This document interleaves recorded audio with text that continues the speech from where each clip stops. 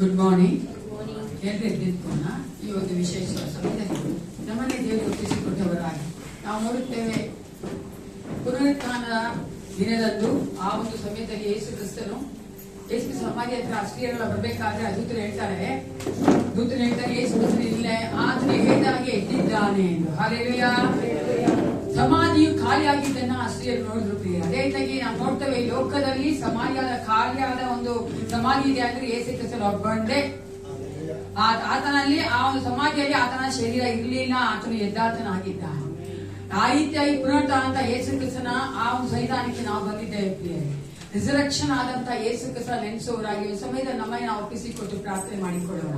ದೇವರು ತಾನೇ ಪುನರುತ್ಥಾನ ಶಕ್ತಿನ ನಮ್ಮನ್ನು ತುಂಬಿಸುವ ಹಾಗೆ, ಆ ಒಂದು ಶಕ್ತಿಯಲ್ಲಿ ನಾವು ಈ ಒಂದು ಆರಾಧನೆ ಸಂಪೂರ್ಣ ನಡೆಸುವಂತೆ, ಆತನು ಮೆಚ್ಚುವಂತೆ, ಆತನಿಗೆ ಮಹಿಮೆ ಆಗುವಂತೆ ನಾವು ಕಾರ್ಯಗಳನ್ನ ಮಾಡಬೇಕು ಪ್ರಿಯರೇ. ನಾವು ಬಲದಿಂದಲ್ಲ, ನಾವು ಪರಾಕ್ರಮದಿಂದಲ್ಲ, ನಮ್ಮ ಒಂದು ತೃಪ್ತಿಗಾಗಿಸುವ ಅಲ್ಲ ಪ್ರಿಯರೇ. ಆತನು ಮೆಚ್ಚುವಂತೆ, ಆತನಿಗೆ ಮಹಿಮೆ ಆಗುವಂತೆ ನಾವು ಕಾರ್ಯಗಳನ್ನ ಮಾಡಬೇಕು. ಯಾಕಂದ್ರೆ ಈ ನಾವು ಮಾಡುವಂತ ಆರಾಧನೆ ಆತನೊಬ್ಬನಿಗೆ ಸಲ್ಲಲು ಸಾಧ್ಯ ಆಗ್ತದೆ, ಆತನೊಬ್ಬನೇ ಯೋಗ್ಯನಾಗಿದ್ದಾನೆ. ನಾವೆಲ್ಲರೂ ಒಂದು ಸಮಯದಲ್ಲಿ ಕ್ಷಣಕಾಲ ಕಣ್ಣುಗಳನ್ನು ಮುಚ್ಚಿಕೊಂಡವರಾಗಿ let's give ourselves to the lord. ಒಂದು ಸಮಯದಲ್ಲಿ ನಮ್ಮನ್ನೇ ದೇವರು ಒಪ್ಪಿಸಿಕೊಡೋಣ.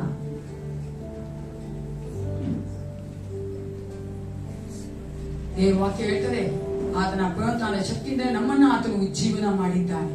ನಮ್ಮ ಒಂದು ಸತ್ತಂತ ಆತ್ಮರಿಗೆ ಆತನು ಬಲ ಕೊಟ್ಟು ಜೀವ ಕೊಟ್ಟಿದ್ದಾನೆ.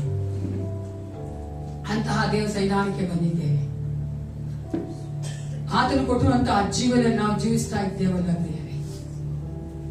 ನಾವು ಜೀವಿಸುವಂತ ಈ ಒಂದು ಜೀವಿತ ಅದು ಆತನದು. ಆತನಿಗೆ ಒಪ್ಪಿಸಿಕೊಟ್ಟವರಾಗಿ ಯಾರಾದ್ರೆ ನಾನು ನಡೆಸಿಕೊಡಿ ಏಸಪ್ಪ ಅಂತ ಪ್ರಾರ್ಥನೆ ಮಾಡಿಕೊಡು. ಯಾರು ಇಲ್ಲಿ ಆರಾಧನೆ ಮಾಡ್ತಾರೆ, ನಾನು ಸಹ ಒಟ್ಟಿಗೆ ಮಾಡ್ತೇನೆ ಅನ್ನಲ್ಲ ಪ್ರಿಯರೇ. ನನ್ನನ್ನು ಆರಾಧನೆ ನಡೆಸಿಕೊಡಿ ಏಸಪ್ಪ. ನಿನಗೆ ನಾನು ಮೆಚ್ಚುಗೆ ಆಗುವಂತೆ ಆರಾಧನೆ ಮಾಡಬೇಕು. ನಿನ್ನ ಮುಖವನ್ನು ದರ್ಶಿಸಬೇಕು, ನಿನ್ನ ಪ್ರಸನ್ನತೆಯನ್ನು ಕಂಡುಕೊಳ್ಬೇಕು, ನಿನ್ನ ವಾಕ್ಯಗಳನ್ನ ಕೇಳಿ ಅದಕ್ಕೆ ನಾನು ಒಪ್ಪಿಸಿಕೊಡಬೇಕು. ಹೌದು ಪ್ರಿಯರೇ. Thank you Jesus. ಸಜೀವ ಯಜ್ಞವಾಗಿ ನಮ್ಮನ್ನು ಕೊಡುವುದೇ ಯೇಸು ಕ್ರಿಸ್ತನು ಇಷ್ಟಪಡುವಂತ ಒಂದು ಯಜ್ಞವಾಗಿದೆ. Thank you Jesus. Hallelujah. We worship you father. Thanks be to your mighty name father god. ಅಪ್ಪ ಪರಿಶುದ್ಧನು ಪರಿಶುದ್ಧನು ಪರಿಶುದ್ಧನು ನೀನು ಯೇಸಪ್ಪ. ದೂತ ಗಣಗಳು ಕರ್ತನೆ ಅಪ್ಪ ನೀನು ಪರಿಶುದ್ಧನೇ ಎಂದು ಕರ್ತನೆ ಕೊಂಡಾಡುವಂತ ಆರಾಧಿಸುವಂತ ಮಹಾದೇವನು ಭಯಂಕರನಾಗಿದ್ದೆಲ್ಲ ನಿನಗೆ ಉಂಟಾಗಲಿ ರಾಜ. ವಿಶೇಷವಾದ ಸಮಯದ ನಾವೆಲ್ಲ ತಗ್ಗಿಸಿ ನೀವು ಒಪ್ಪಿಸಿಕೊಡುತ್ತೇನೆ. ಈ ಆರಾಧನೆಯ ಪ್ರತಿಯೊಂದು ಭಾಗದಲ್ಲಿಯೂ ಏಸಪ್ಪ ನಿನ್ನ ಪ್ರಸನ್ನತೆ ನಾವು ಬೇಡುತ್ತಾ ಇದ್ದೇವೆ ಕರ್ತನೆ. ಅಪ್ಪ ನಾವು ಕರ್ತನೆ ಬಾಧಪಟ್ಟವರಾಗಿ ಕರ್ತನೆ ಹೌದು ರಾಜ, ವೇದನೆಯಿಂದ ರಾಜ ಅನೇಕ ನೋವುಗಳಿಂದ ಬಂದಿದ್ದೇವೆ. ಆದ್ರೆ ನೀನಾದರೂ ಏಸಪ್ಪ ನಮಗೆಲ್ಲರೂ ಬಿಡುಗಡೆ ಮಾಡುವಂತ ದೇವನಾಗಿದ್ದು ಅಪ್ಪ ಈ ಒಂದು ಆರಾಧನೆಯ ಸಮಯದಲ್ಲಿ ಕರ್ತನೆ ನಾವು ನಿನ್ನಿಂದ ಬಲ ಹೊಂದಿ ಏಸಪ್ಪ ಆದರಣೆ ಹೊಂದಿಕೊಂಡು ಅಪ್ಪ ಸಂತೋಷವಾಗಿ ಕರ್ತನೆ ಹಿಂದಿರುಗಿ ಹೋಗುವಂತ ಈ ಕಾರ್ಯ ಮಾಡಬೇಕೆ ನಾನು ಒಪ್ಪಿಸಿಕೊಳ್ಳುತ್ತೇನೆ. ಪ್ರತಿಯೊಬ್ಬರನ್ನ ಆಶೀರ್ವದಿಸು, ಬಲಪಡಿಸು ರಾಜ. ಅಪ್ಪ ಆರಾಧನೆ ಹೀಗೆ ಮಾಡುವಂತ ಮಕ್ಕಳನ್ನ ಅಭಿಷೇಕಿಸು, ವಾಕ್ಯ ನುಡಿಸುವವರನ್ನ ಅಭಿಷೇಕಿಸು, ವಾಕ್ಯ ಕೊಡುವಂತ ಕರ್ತನೆ ಮಕ್ಕಳನ್ನ ಅಭಿಷೇಕಿಸು ರಾಜ. ಯೇಸಪ್ಪ ನೀನು ಕರ್ತನೆ ಅಭಿಷೇಕದಿಂದ ಈ ಒಂದು ಕರ್ತನೆ ಆಲಯದಲ್ಲಿರುವಂತಹ ಪ್ರತಿಯೊಬ್ಬರನ್ನ ತುಂಬಿಸಬೇಕೆ ನಾನು ಬೇಡುತ್ತೇನೆ ಕರ್ತನೆ. ನಿನ್ನ ವಾಕ್ಯ ಹೇಳ್ತದೆ ಅಭಿಷೇಕವು ಎಲ್ಲ ನೋವುಗಳನ್ನ ಮುರಿಯುತ್ತದೆ ಎಂದು ಕರ್ತನೆ. Let all the yokes be broken in the mighty name of Jesus. ನೀನು ಕರ್ತನೆ ಅಪ್ಪ ಸಹೋದರ ಸಮಾಧಾನ ಪ್ರಭುವಾಗಿ ನಿನ್ನ ಒಂದು ಕರ್ತನೆ ಹೌದರಾದ ಪ್ರಸನ್ನದ ಪ್ರತಿಯೊಬ್ಬರ ತುಂಬಿಸಿ ನಡೆಸಿಕೊಡಬೇಕೆಂದು ಯೇಸು ಕ್ರಿಸ್ತನ ನಾಮದಲ್ಲಿ ಪ್ರಾರ್ಥಿಸುತ್ತೇನೆ. ಒಳ್ಳೆಯ ಪಿತನೇ, ಆಮೆನ್.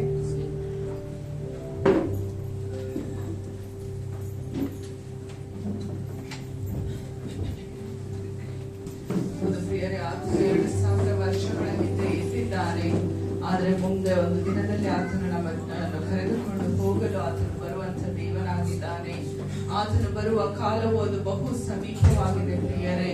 ನಾವು ಆತನನ್ನೇ ನಂಬಿ ದೇವರೇ ನೀನೇ ನಮಗೆ ಗತಿ, ನೀನಿಲ್ಲದಿದ್ದರೆ ನಮಗೆ ಬೇರೆ ಗತಿ ಇಲ್ಲ ಎಂದು ಆತನ ಸನ್ನಿಧಾನದಲ್ಲಿ ಬಂದಿರುವಾಗ ಆತನು ನಮ್ಮ ದಾಹವನ್ನು ತೀರಿಸುವಂತ ದೇವನು, ನಮ್ಮ ಆಸೆಯನ್ನು ಪೂರೈಸುವಂತ ದೇವನು, ಶ್ರೇಷ್ಠ ವರಗಳನ್ನು ನಮಗೆ ಕೊಡುವಂತ ದೇವನು ಆಗಿದ್ದಾನೆ.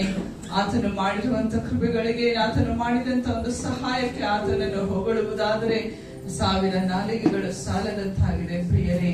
ಈ ಒಂದು ಸಮಯದಲ್ಲಿ ಕರ್ತನ ಪ್ರಸನ್ನತೆಯಲ್ಲಿ ಬಂದಿರುವ ನಾವು ನಿನ್ನ ನಂಬಿ ಬಂದೆ, ನಿನ್ನ ಪಾದ ಒಂದೇ ಎಂಬ ಒಂದು ಹಾಡಿನಿಂದ ಆತನನ್ನು ಹೊಗಳಿ ಆತನಿಗೆ ಸಮರ್ಪಿಸಿಕೊಳ್ಳೋಣ.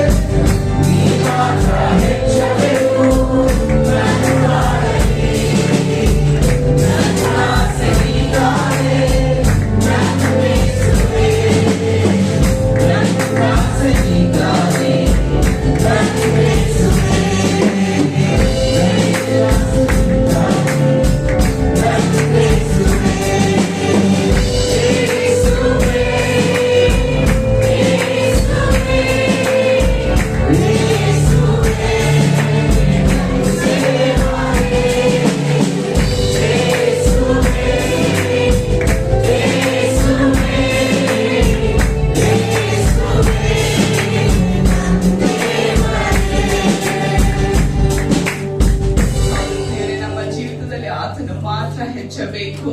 ಏಕೆಂದರೆ ಆತನು ನಮ್ಮ ಒಡೆದು ಹೋದ ಜೀವಿತಗಳನ್ನು ಕಟ್ಟಿದಂತ ದೇವನು, ಪಾಪದಲ್ಲಿದ್ದಂತ ನಮ್ಮನ್ನು ರಕ್ಷಿಸಿದಂತ ದೇವನು, ಮರಣಕ್ಕೆ ಪಾತ್ರರಾದಂತ ನಮ್ಮನ್ನು ಬಿಡಿಸಿದಂತ ದೇವನು ಆತನಾಗಿದ್ದಾನೆ. ಆತನೇ ನಮ್ಮ ಆಶ್ರಯವು, ನಮ್ಮನ್ನು ಕಾಯುವಂತ ಕರ್ತನು ಆತನೇ ಆಗಿದ್ದಾನೆ. ನಾವು ಆತನ ನೆರಳಲ್ಲಿ ಬರುವಾಗ ಪ್ರಿಯರೇ, ನಮಗೆ ಯಾವುದಕ್ಕೂ ಒಂದು ಕೊರತೆ ಇರುವುದಿಲ್ಲವೆಂದು ನಾವು ಸತ್ಯವೇದದಲ್ಲಿ ನೋಡುತ್ತೇವೆ. ಹೌದು, ನಮ್ಮ ಬಲಹೀನ ಸಮಯದಲ್ಲಿ ಕರ್ತನು ನಮಗೆ ಬಲವಾಗಿರುವುದರಿಂದ ನಾವೆಲ್ಲರೂ ಒಂದು ಸಮಯದಲ್ಲಿ ನಮ್ಮನ್ನು ಸಮರ್ಪಿಸಿ ಬಲಹೀನದಲ್ಲಿ ಸಮಯದಲ್ಲಿ ನಮಗೆ ಬಲ ಕೊಟ್ಟ ದೇವರನ್ನು ಸ್ತುತಿಸೋಣ. ಹೌದು ಕರ್ತನೇ, ನಾವು ನಿನ್ನನ್ನು ಸ್ತುತಿಸುತ್ತೇವೆ. ಕಳೆದ ವಾರದಲ್ಲೆಲ್ಲ ನಮ್ಮ ಬಲಹೀನತೆಗಳಲ್ಲಿ ನೀನು ನಮಗೆ ಬಲ ಕೊಟ್ಟದಕ್ಕಾಗಿ ನಿನಗೆ ಸ್ತೋತ್ರ. ಹೌದು ಪ್ರಿಯರೇ, ದೇವರು ನಮ್ಮನಲ್ಲಿ ಜೀವಂತರಾಗಿ ಇಟ್ಟಿದ್ದಕ್ಕಾಗಿ ನಾವೆಲ್ಲರೂ ಬಾಯಿಗಳನ್ನು ತೆರೆದು ದೇವರಿಗೆ ಸ್ತೋತ್ರವನ್ನು ಸಲ್ಲಿಸೋಣ.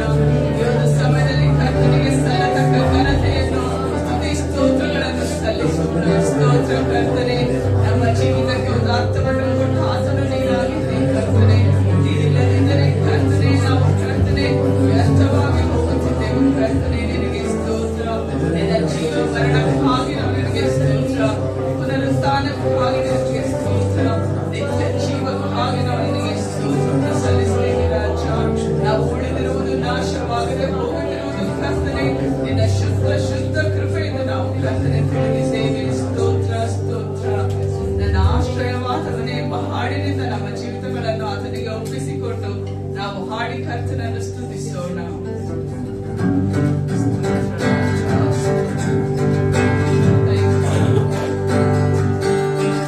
ನನ್ನ ಆಶ್ರಯವಾದವನೇ, ನನ್ನ ಕಾಯುವ ಕರ್ತನೇ, ನನ್ನ ಆಶ್ರಯವಾದವನೇ, ನನ್ನ ಕಾಯುವ ಕರ್ತನೇ, ಭಯವು ಮಹತ್ವವು ಉಳ್ಳವನೇ, ಮಹಿಮೆಗೆ ಯೋಗ್ಯನೇ, ಭಯವು ಮಹತ್ವವು ಉಳ್ಳವನೇ, ಮಹಿಮೆಗೆ ಯೋಗ್ಯನೇ,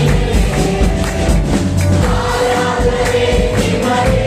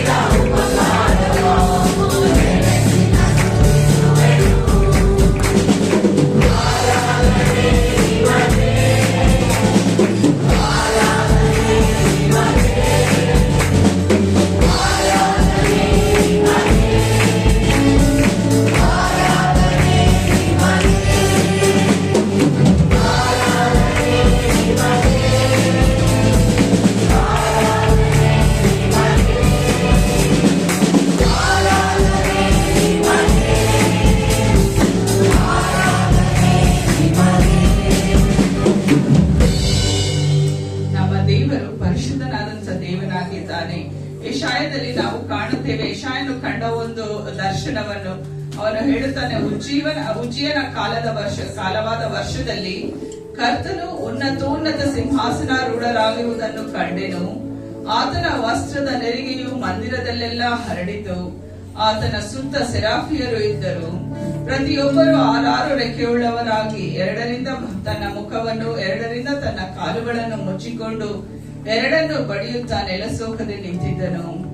ಆಗ ಒಬ್ಬನು ಮತ್ತೊಬ್ಬನಿಗೆ, ಸೇನಾಧೀಶ್ವರನಾದ ಯೆಹೋವನು ಪರಿಶುದ್ಧನು, ಪರಿಶುದ್ಧನು, ಪರಿಶುದ್ಧನು, ಭೂಮಂಡಲವೆಲ್ಲ ಆತನ ಪ್ರಭಾವದಿಂದ ತುಂಬಿದೆ ಎಂದು ಕೂಗಿ ಹೇಳಿದನು. ಕೂಗುವವನ ಶಬ್ದಕ್ಕೆ ದ್ವಾರದ ಅಸ್ಥಿವಾರವು ಕದಲಿತು.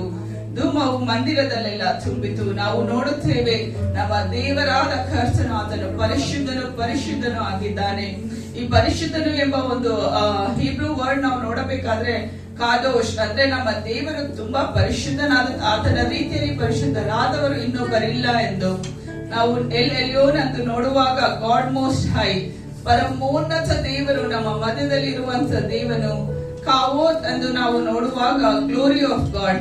ಹೇಗೆ ಇಸ್ರಾಯೇಲರ ಜೊತೆ ಬೆಂಕಿಯ ರೂಪವಾಗಿ, ಮೋಡದ ರೂಪವಾಗಿ ಪ್ರಸನ್ನತೆ ಇತ್ತು, ಈ ಒಂದು ದಿನಗಳಲ್ಲಿ ನಮ್ಮೊಳಗೆ ಆತನ ಪ್ರಸನ್ನತೆಯನ್ನು ಆತನು ಇಟ್ಟಿದ್ದಾನೆ. ಆಕಾಶವನ್ನು ಸಿಂಹಾಸನವನ್ನಾಗಿ, ಭೂಮಿಯನ್ನು ಪಾದಪೀಠ ಮಾಡಿಕೊಂಡಂತ ದೇವರು ಈ ಒಂದು ಸಮಯದಲ್ಲಿ ನಮ್ಮ ಮಧ್ಯೆ ಇದ್ದಾನೆ ಪ್ರಿಯರೇ. ಅಂತ ದೊಡ್ಡ ದೇವನನ್ನು ನಾವು ಆರಾಧಿಸುವ ಹಾಗೆ ನಾವೆಲ್ಲರೂ ಕುಳಿತುಕೊಂಡು ಎಲ್ ಎಲೋನ್ ಹೊಸಾನ ಎಂಬ ಹಾಡಿನಿಂದ ಆತನ ಒಂದು ನಾಮವನ್ನು ನಾವು ಘನಪಡಿಸೋಣ.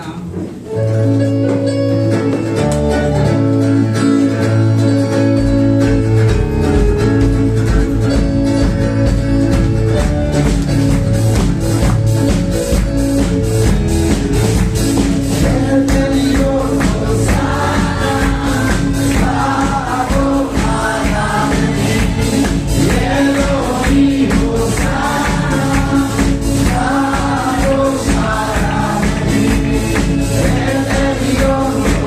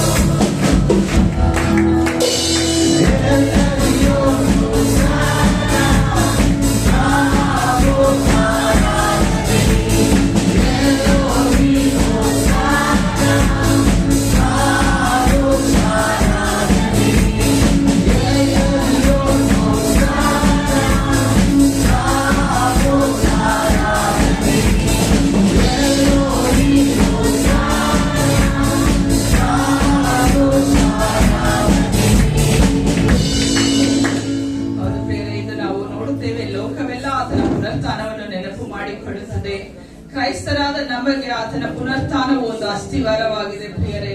ಆತನು ಜೀವದಿಂದ ಏಳದಿದ್ದರೆ ನಾವು ಆತನನ್ನು ಹಿಂಬಾಲಿಸುವುದು ಅದು ವ್ಯರ್ಥವಾಗಿದೆ. ಆತನ ಪುನರುತ್ಥಾನದ ಮೂಲಕ ಆತನು ಸಕಲ ಒಂದು ಅಧಿಕಾರವನ್ನು ಹೊಂದಿದಂತವನಾಗಿ ಸಕಲ ಲೋಕವನ್ನು ಆಳುವ ಸರ್ವಶಕ್ತನು ಸರ್ವ ವ್ಯಾಪಿಯೂ ಆದಂತ ದೇವನಾಗಿದ್ದಾನೆ. ಆತನ ಪುನರುತ್ಥಾನದಿಂದ ನಾವು ನೋಡುತ್ತೇವೆ ಕರ್ತನ ಅಧಿಕಾರವನ್ನು ಆತನು ನಿರೂಪಿಸಿದವನಾಗಿದ್ದಾನೆ. ಸೈತಾನನ ಶಕ್ತಿಯನ್ನು ತುಳಿದಂತವನಾಗಿದ್ದಾನೆ. ಮರಣದ ಕೊಂಡಿಯನ್ನು ಮುರಿದಂತವನಾಗಿದ್ದಾನೆ. ನಾವು 1ನೇ ಕೊರಿಂಥದಲ್ಲಿ ನೋಡುವ ಹಾಗೆ ಮರಣವೇ ನಿನ್ನ ಜಯವೆಲ್ಲಿ, ಮರಣವೇ ನಿನ್ನ ವಿಷದ ಕೊಂಡಿಯಲ್ಲಿ, ಮರಣದ ಕೊಂಡಿ ಪಾಪವೇ ಮತ್ತು ಪಾಪದ ಬಲಕ್ಕೆ ಆಧಾರವು ಧರ್ಮಶಾಸ್ತ್ರವೇ. ಆದರೆ ದೇವರು ನಮ್ಮ ಕರ್ತನಾದ ಯೇಸು ಕ್ರಿಸ್ತನ ಮೂಲಕ ನಮಗೆ ಜಯವನ್ನು ಕೊಟ್ಟಿದ್ದಾನೆ. ಆತನಿಗೆ ಸ್ತೋತ್ರ. ಹೌದು, ಕರ್ತನು ನಮ್ಮ ಪಾಪಗಳನ್ನು ತೋರಿಸುವುದು ಮಾತ್ರವಲ್ಲದೆ ಅವುಗಳಿಗೆ ಪರಿಹಾರವನ್ನು ಸಹ ಆತನು ಕೊಡುವಂತ ದೇವನಾಗಿದ್ದಾನೆ. ಆ ಕರ್ತನ ಅಧಿಕಾರವನ್ನು ನಿರೂಪಿಸಲು ಎದ್ದಂತ ನಮ್ಮ ದೇವರನ್ನು ಕೊಂಡಾಡುವ ಹಾಗೆ ಎದ್ದನಲ್ಲ ಯೇಸು ರಾಜನಿವ ಎಂಬ ಹಾಡಿನಿಂದ ಆತನನ್ನು ಸ್ತುತಿಸೋಣ.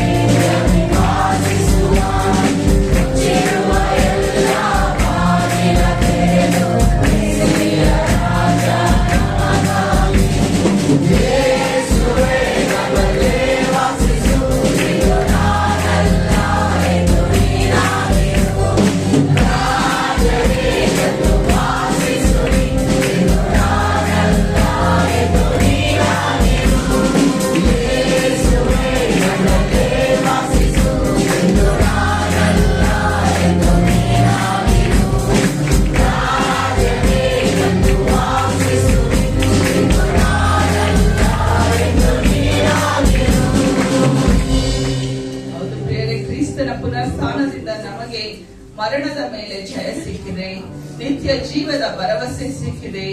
ಯೇಸು ನಿಜವಾದ ಜೀವವುಳ್ಳ ದೇವರೆಂಬ ಗುರುತು ಸಿಕ್ಕಿದೆ. ಜೀವಿತಗಳನ್ನು ಬದಲಾಯಿಸುವ ಶಕ್ತಿ ನಮಗೆ ಸಿಕ್ಕಿದೆ ಪ್ರಿಯರೇ. ನಮಗೂ ಸಹ ಪುನರುತ್ಥಾನವು ಪಡೆಯುತ್ತೇವೆ ಎಂಬ ಒಂದು ನಿರೀಕ್ಷೆ ನಮಗುಂಟು. ಆತನನ್ನು ಮರಣದಿಂದ ಎಬ್ಬಿಸಿದ ಆತನು ನಮ್ಮನ್ನು ಎಬ್ಬಿಸುತ್ತಾನೆ. ಅದು 2000 ವರ್ಷಗಳ ಹಿಂದೆ ಆತನು ಎದ್ದನು ಪ್ರಿಯರೇ, ಆದರೆ ಇಂದೂ ಸಹ ಆ ಶಕ್ತಿ ಬದಲಾಗಿಲ್ಲ. ನಮ್ಮನ್ನು ಸಹ ಅದು ಎಬ್ಬಿಸುವಂತ ಶಕ್ತಿ ಉಳ್ಳ ಒಂದು ಶಕ್ತಿಯಾಗಿದೆ. ಜೀವಿತಗಳನ್ನು ಬದಲಾಯಿಸುವ ಶಕ್ತಿಯು ಪುನರುತ್ಥಾನದಲ್ಲಿದೆ ಪ್ರಿಯರೇ. ಅದನ್ನು ನಾವು ನೆನೆಸುತ್ತಾ ಇಂದಿಗೂ ಎಂದಿಗೂ ಬದಲಾಗದ ನನ್ನ ಯೇಸು ಎಂಬ ಹಾಡಿನಿಂದ ನಾವು ಆತನ ಮಹಿಮೆಯನ್ನು ಪ್ರಕಟಿಸೋಣ.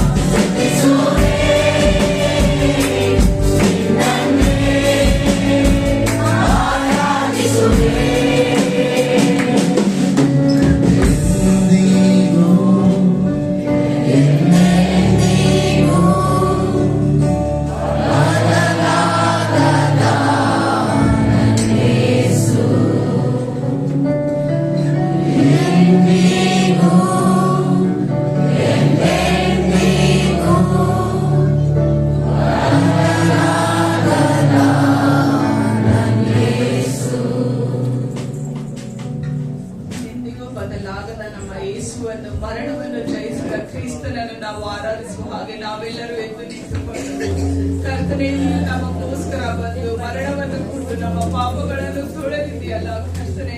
ನಮಗೋಸ್ಕರ ನೀನು ಪುನರುತ್ಥಾನನಾಗಿ ನಮಗೆ ನಿರೀಕ್ಷೆಯನ್ನು ಕೊಟ್ಟಿದ್ದಿ ಎಂದು ನಾವು ನೆನೆಸುತ್ತಾ ಬದಲಾಗದ ನಮ್ಮ ದೇವರನ್ನು ನಾವು ಬಾಯಿ ತೆರೆದು ಕರ್ತನನ್ನು ಸ್ತುತಿಸೋಣ. ಆತನ ರಕ್ಷಣೆಯನ್ನು ನಾವು ಕೊಂಡಾಡೋಣ ಪ್ರಿಯರೇ. ಸ್ತೋತ್ರ ಕರ್ತನೆ, ನಿನ್ನ ಮಹಿಮೆಯು ಕರ್ತನೆ, ಕರ್ತನೆ ನಿನ್ನ ಪ್ರೀತಿಯ ಅಪಾರವಾದ ಪ್ರಪಂಚ ಕರ್ತನೆ.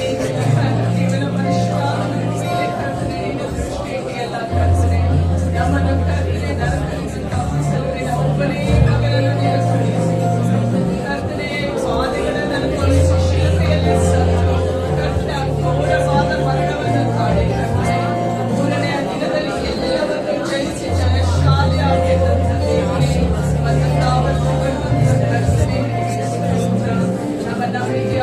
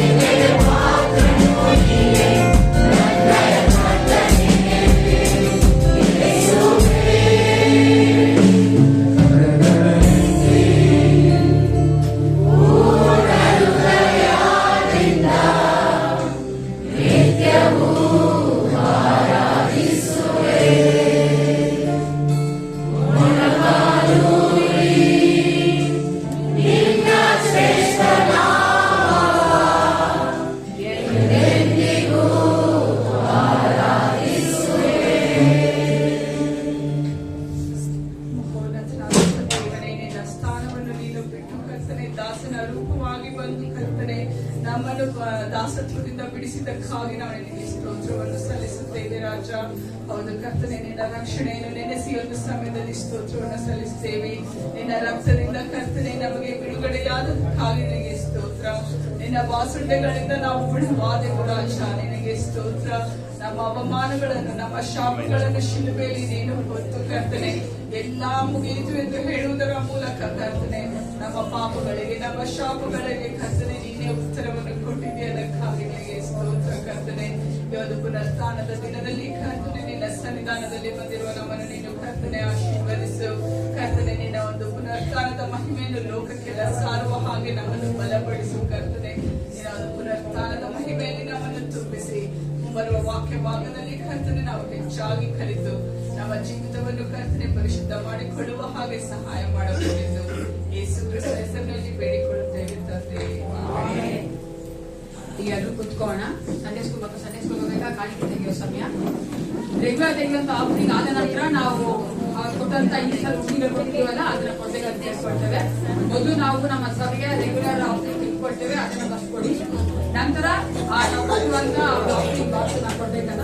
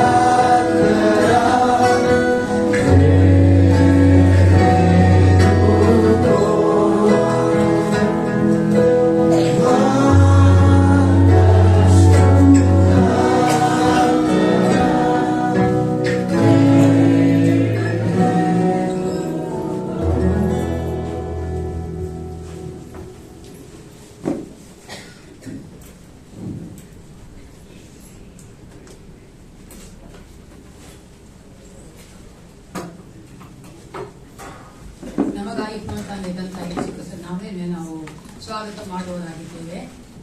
R you happy today? Why? ಒಳ್ಳೆ ಬಟ್ಟೆ ಹಾಕೊಂಡು ಚೆನ್ನಾಗಿರೋ ಬಟ್ಟೆ ಹಾಕೊಂಡು ಬಂದಿದ್ದೀವಿ. ಈಸ್ಟರ್ ಅಂತ ಹೇಳಿ ಸಂತೋಷವಾಗಿದ್ದೀವಿ. ಆದರೆ ಈಸ್ಟರ್ ಎಗ್ ನಾವು ಪಾಲನೆ ಎವ್ರಿ ಸಂಡೇ ನಮ್ಮ 24 ದಿನವೇ. ಆದರೂ ಸಹ ಲೋಕದ ಎಲ್ಲಾ ಕಡೆ ಈ ಒಂದು ಈಸ್ಟರ್ ಅಂತ ಆಚರಣೆ ಮಾಡೋಣ. ನಾವು ಸಹ ಆ ರೀತಿಯಾಗಿ ಮಾಡ್ತಾ ಇದ್ದೇವೆ. ಯೇಸು ಕ್ರಿಸ್ತ ನಮಗಾಗಿ ಸತ್ತು ಪುನರುತ್ಥಾನಾಗಿ ಆತನು ಪರಲೋಕಕ್ಕೆ ಏರಿ ಹೋಗಿದ್ದಾನೆ. ಅಲ್ಲಿ ನಮಗಾಗಿ ವಿಜ್ಞಾಪನೆ ಮಾಡ್ತಾ ಇದ್ದಾನೆ. ಒಂದು ದಿನ ಬರುವಾತನಾಗಿದ್ದಾನೆ. ಆ ಒಂದು ಸಮಯ ನಮ್ಗೆ ಗೊತ್ತಿಲ್ಲ, ಅದಕ್ಕೆ ಅದನ್ನು ಆಚರಣೆ ಮಾಡ್ತಾ ಇದ್ದೀವಿ. ಅದು ಮಾಡ್ಬೋದು ಆಚರಣೆ ಗೊತ್ತಿಲ್ಲ ಏಸಪ್ಪ ಯಾವಾಗ ಬರ್ತಾನೋ, ಆದ್ರೆ ಬಂದೇ ಬರ್ತಾನೆ. ನಂಬ್ತಿರಲ್ಲ? ಹಾಲೆಲೂಯಾ. ಬಂದು ನಮ್ಮನ್ನ ಆತನೊಟ್ಟಿಗೆ ನಿತ್ಯವೂ ಇರುವುದಕ್ಕಾಗಿ ಕರೆದುಕೊಂಡು ಹೋಗ್ತಾನೆ. ಈ ಒಂದು ಸಮಯದಲ್ಲಿ ಈ ವಾರದ ಇದನ್ನು ಆಚರಿಸ್ಕೊಂತವ್ರು ಮದುವೆ ದಿನ ಆಚರಿಸ್ಕೊಂತಿರುವುದ ದಯವಿಟ್ಟು ನಿಂತ್ಕೊಂಡು ನಿಮಗೋಸ್ಕರವಾಗಿ ಪ್ರಾರ್ಥನೆ ಮಾಡ್ತೇವೆ. Anyone is going to celebrate the birthdays and marriages, stand up and pray for you. Yes, ladies. Deepika Punit. Amma. Padamang birthday na? Oh, very nice. Sorry. The full family gini. ನಮ್ಮ birthday ಅಂತ Jacob ನಾವು ಮುಂದೆ ಬಂದು ಅವ್ರಿಗಾಗಿ ಪ್ರಾರ್ಥನೆ ಮಾಡಿದ್ದೇವೆ. Uday ಎಲ್ಸ್ಬರ್ತ್ಗೆ marriage day, ಸನ್ನಿಗೆ birthday, ಮತ್ತೆ ಪುನೀತ್ ದೀಪಿಕಾ ಅವರಿಗೆ marriage day, Padmamma ಅವರಿಗೆ ಬರ್ತ್ಡೇ.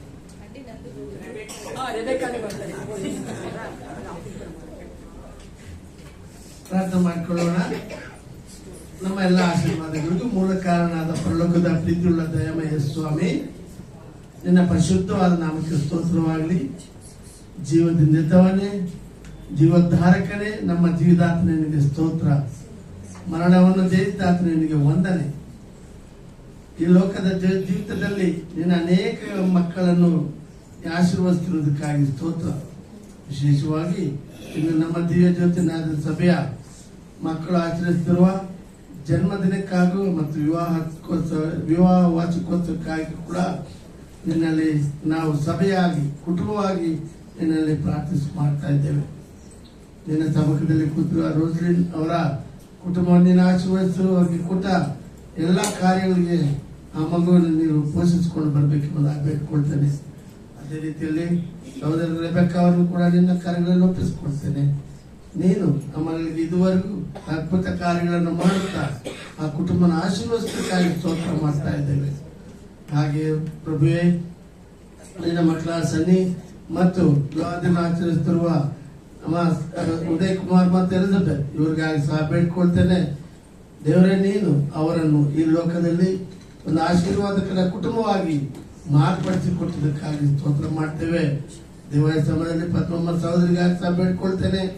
ಅವರ ಕುಟುಂಬದ ಅನೇಕ ಸಂಗತಿಗಳ ಮಧ್ಯದಲ್ಲಿ ಅವರನ್ನು ನೀನು ಬೆಳೆಸಿಕೊಂಡು ಪೋಷಿಸಿಕೊಂಡು ಬರ್ತಾ ಇದ್ದಿ, ರಕ್ಷಣೆ ಕೊಡ್ತಾ ಇದ್ದೆ. ಅದಕ್ಕಾಗಿ ಸ್ತೋತ್ರ ಮಾಡ್ತಾ ಇದ್ದೇವೆ. ದೇವರೇ, ಈ ಸಮಯದಲ್ಲಿ ಇಲ್ಲಿರುವ ಮತ್ತು ನ್ಯಾಯ ಸಭೆಯಲ್ಲಿ ಇಲ್ಲಿರುವ ನಮ್ಮ ದಿವ್ಯ ಜ್ಯೋತಿ ನ್ಯಾಯ ಸಭೆಯಲ್ಲಿರುವ ಎಲ್ಲ ಮಕ್ಕಳ ಈ ಜನ್ಮದಿನದಂದು ನಿನ್ನ ಕಾರ್ಯಗಳು ಒಪ್ಪಿಸಿಕೊಡ್ತೇವೆ. ನೀವೇ ಅವರನ್ನು ಆಶೀರ್ವದಿಸು. ಅವರಿಗೆ ಬೇಕಾದ ಸಕಲ ಆರೋಗ್ಯ, ಒಳ್ಳೆ ಬಲವನ್ನು ನೀನು ದಯಪಾಲಿಸು. ಮಾತ್ರವಲ್ಲದೆ ನಿತ್ಯ ಜೀವಕ್ಕೆ ಪಾತ್ರರಾಗಿ ಪುನರುತ್ಥಾನವಾದ ಯೇಸುವಿನ ಕೃಪೆಯು ಅವರ ಮೇಲೆ ಇರಲಿ, ಅವರ ಕುಟುಂಬದ ಮೇಲೆ ಎಂಬುದಾಗಿ ಪ್ರಾರ್ಥಿಸುತ್ತೇವೆ. ದೇವ, ಇದು ಈ ಸಮಾಜದಲ್ಲಿ ಕೂಡ ನೀನಿಗಾಗಿ ತಪ್ಪಿಸಿದ ಸೇವೆಗಾಗಿ ನೀಡಿದ ಆಶೀರ್ವಾದಗಳಿಗಾಗಿ ಬೇಡ್ಕೊಳ್ತಾ ಇದ್ದೇವೆ.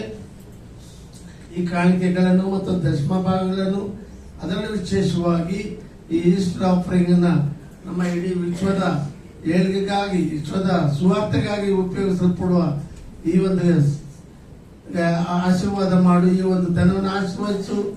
ಇದು ನಿಮ್ಮ ಸೇವೆಗೆ ಉಪಯೋಗ ಆಗುವ ಹಾಗೆ ಇದರ ಮೂಲಕವಾಗಿ ಕೊಟ್ಟಂತ ಕರೆಗಳನ್ನು 100 ಮಡಿ ಸಂಭಾವನೆಯಾಗಿ ನೀನು ಅವರನ್ನು ಆಶೀರ್ವದಿಸು.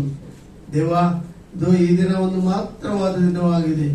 ಕ್ರೈಸ್ತರ ಜೀವಿತದಲ್ಲಿ ಇದು ಮಹೋನ್ನತ ದೇವರಾಗಿದೆ. ನಮ್ಮ ಜೀವ ಅತಂತ್ರ ಅಲ್ಲ, ಇದು ತಾತ್ಕಾಲಿಕ ಅಲ್ಲ. ನಿನ್ನ ನೋಡಿ ನಿತ್ಯ ಜೀವಕ್ಕೆ ಹೊರಗಾಡುತ್ತಂತೆ, ನಿನ್ನ ಜೀವನದಲ್ಲಿ ಪಾಲುಗಾರ ಆಗಿರುವಂತೆ ಈ ಒಂದು ಸಮಾಧಿಯ ದಿನಗಳೆಲ್ಲ ಇದು ಸಮಾಧಿ ಎತ್ತ ಸಾವನ್ನು ಗೆದ್ದ ದೇವರಾದ ನೀವು ನಮ್ಮೊಟ್ಟಿಗೆ ಇದ್ದು ಈ ದಿನದ ಆರಾಧನೆಯಲ್ಲಿ ಮತ್ತು ನಾವು ಕೇಳಿಸಿಕೊಳ್ಳುವ ಮುಖ್ಯ ಭಾಗಗಳಲ್ಲಿ ಕೂಡ ನೀನು ನಮ್ಮಲ್ಲಿದ್ದು ನಡೆಸಿಕೊಟ್ಟು ಆಶೀರ್ವದಿಸಬೇಕೆಂಬುದಾಗಿ ಪ್ರಭು ಯೇಸು ನಾಮದಲ್ಲಿ ಬೇಡ್ಕೊಳ್ತೇವೆ ಪ್ರೀತಿಯುಳ್ಳ ತಂದೆ, ಆಮೆನ್.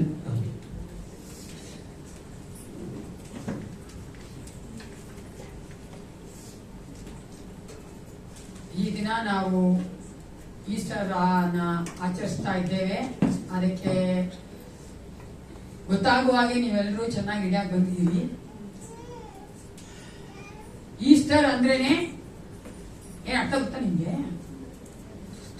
ಹೋಗಿಲ್ವಾ? ಈಸ್ಟರ್ ಅರ್ಥ ಗೊತ್ತಿದ್ರೆ ಈಸ್ಟರ್ ಮಾಡ್ತಾ ಇದ್ದೀರಿ. ಏ ಸ್ವಾಮಿನ ಏನ್ ವಿಧಾಗಿ ಯೇಸು ಕ್ರಿಸ್ತನು ಸತ್ತು ಪುನಃ ಅಂದ ದಿನ. ಈ ಒಂದು ಸಮಯದಲ್ಲಿ ವಾಕ್ಯಕ್ಕೆ ಹೋಗ್ತಾ ಇದ್ದೇವೆ. ನಮ್ಮ ಮಧ್ಯದಲ್ಲಿ ಅನೌನ್ಸ್ಮೆಂಟ್ ಮಾಡ್ಬಿಟ್ಟೆ. ನಮ್ಮ ಚಿಟ್ಟು ಅವರು ಮುಂದೆ ಬಂದು ಅನೌನ್ಸ್ಮೆಂಟ್ ಕೊಡ್ತಾರೆ.